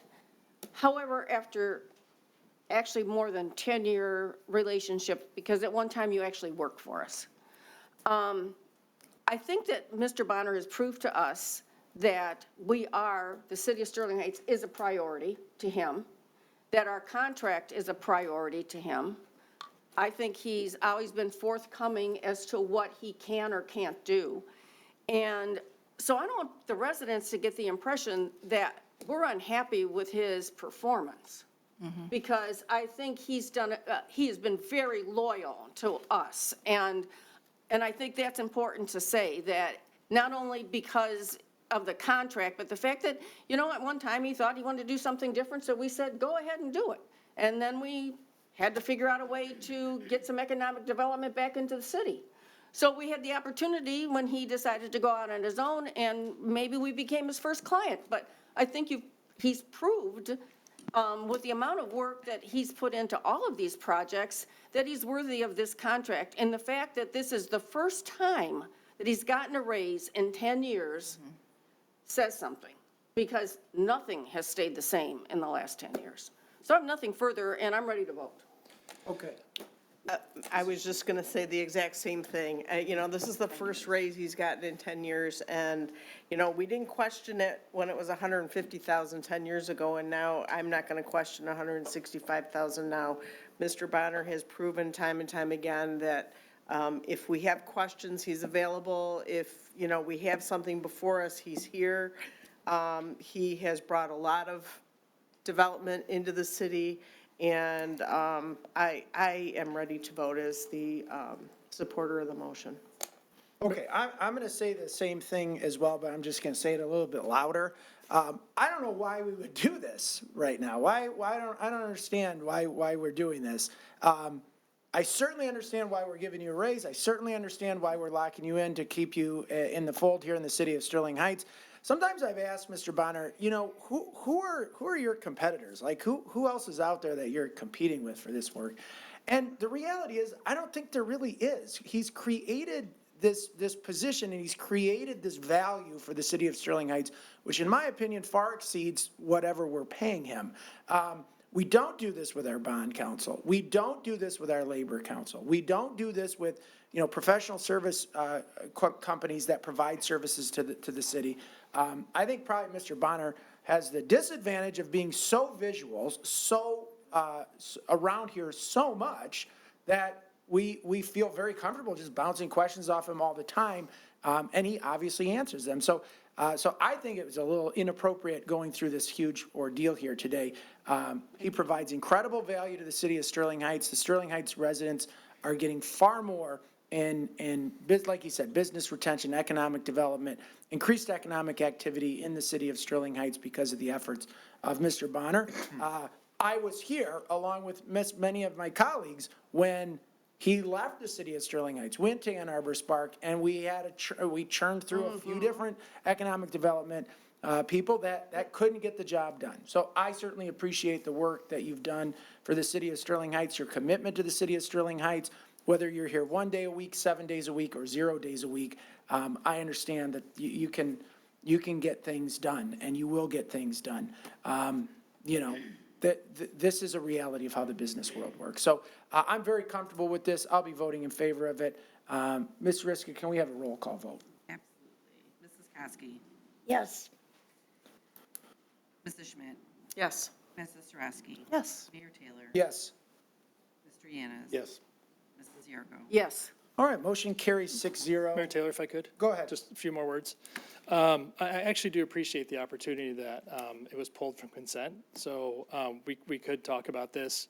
Tonight, obviously, was a night of gratitude, recognizing all the great work that city employees do. I reminded Mr. Vanderpool that I did win City Administrator of the Year in 2008, and you are still giving away the same trophy clocks that you did back in 2008. You must have a closet full of them. We haven't put that contract out to bid yet. But what all of that reminded me of too was, when I left the city to go work for Ann Arbor Spark, there's somebody that I talked to on a regular basis, and that was Jeff Bohorsky. Jeff and I had talked regularly because in this new role that I had with Ann Arbor Spark, I was calling Jeff to say, hey, how did we do this? What should I be doing here? Like, what are some of the steps I need to be taking to implement some of these things? And some of these, the things that were talked about tonight, just to me, like really reaffirmed, why I'm here doing the work for the city. I feel like I have a great relationship with all of you. It feels personal. It's not very, it don't feel like a business relationship here, and I appreciate everything you guys have done to me, even if, you're challenging, the things that I do or the reasons that I'm here. I have had so many opportunities to do this kind of work for other communities over the last 10 years. I don't want to do this kind of work for another community. This is the only community I do this work for. It's difficult because it's very relationship-based. Economic development is very relationship-based work. And I've said this when I've been asked to other from other communities, I can't come into your community and create the kind of relationships that are needed to get stuff done. And that's both in the business community with you, knowing that I can go out in the community and tell a business we can do something because I know that you guys have my back. And with the rest of the administration here and the rest of the staff and employees that have been here for a long time. And I've been around long enough that, there have been new employees that have been coming in over the years too. And I work well with all of them. So the decisions of the people that you've hired too for, planning or building or engineering or anything else, have been excellent. And I work well with everybody. Mark and I are working daily on projects in the city. I have a great relationship with Mark. And our attitude is always, we got to figure out how to get this done. Regardless of how difficult the project is, and we've had a lot of difficult projects over the last 10 years and more to come. So I just want to say I appreciate this very much, and I look forward to continuing to work with you all, and hopefully I can make you guys proud and keep doing some good work. So thank you. All right, thank you, Mr. Bonner. All right, we will now move on to reports from our city administration. Mr. Vanderpool, anything tonight? Nothing further, thank you. Mr. Koszybski? Nothing tonight, Mayor. Council, anything tonight? Mayor Taylor? Mrs. Marco? Recently, we've heard about the tragedies, the fires on the West Coast. And, I think part of it is when people were talking about what do they take with them when they leave their home? And I was wondering if we might be able to put a list together for our residents that we might be able to publish in our magazine, or maybe even put it on the website, and a checklist as to, where all of these things are in your house. And a lot of times you say, oh yeah, I know where this is at, but they're not all in the same place. So if we could maybe find out, because there's a lot of them that have been published since the wildfires as to what you need, and birth certificates, passports, immunization records, those kinds of things. But if we could put some kind of list together for our residents, I think they'd appreciate that, because it doesn't have to be an entire city or a block. It could be just in your own home when something happens in an emergency situation and you would have to evacuate. So if we could do something like that for our residents, I think it'd be a good idea. Nothing further. Okay, thank you, Mrs. Zarko. I saw Mr. Vanderpool taking notes. Council, anyone else? Mayor Taylor, Mrs. Sarowski? thank you very much. So I think that's a brilliant idea. Absolutely brilliant, because in your panic, when people are in panic mode, they might not know where everything is. So if they have it ready to put together, it's kind of like a go bag. That's what I call it, because when I get called into work, I have a go bag to use.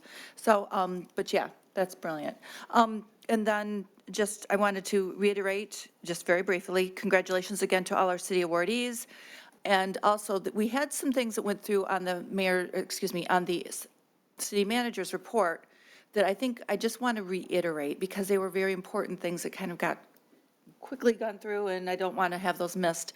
And one was the home rehabilitation program, that we do want our residents to take advantage of this if at all possible. So again, you can go to the sterlingheights.gov and apply if you need any assistance with home repairs or anything on your home that you may need, even if it's just, it might be a repair, it might be something different, but go through that. That's where you can find that.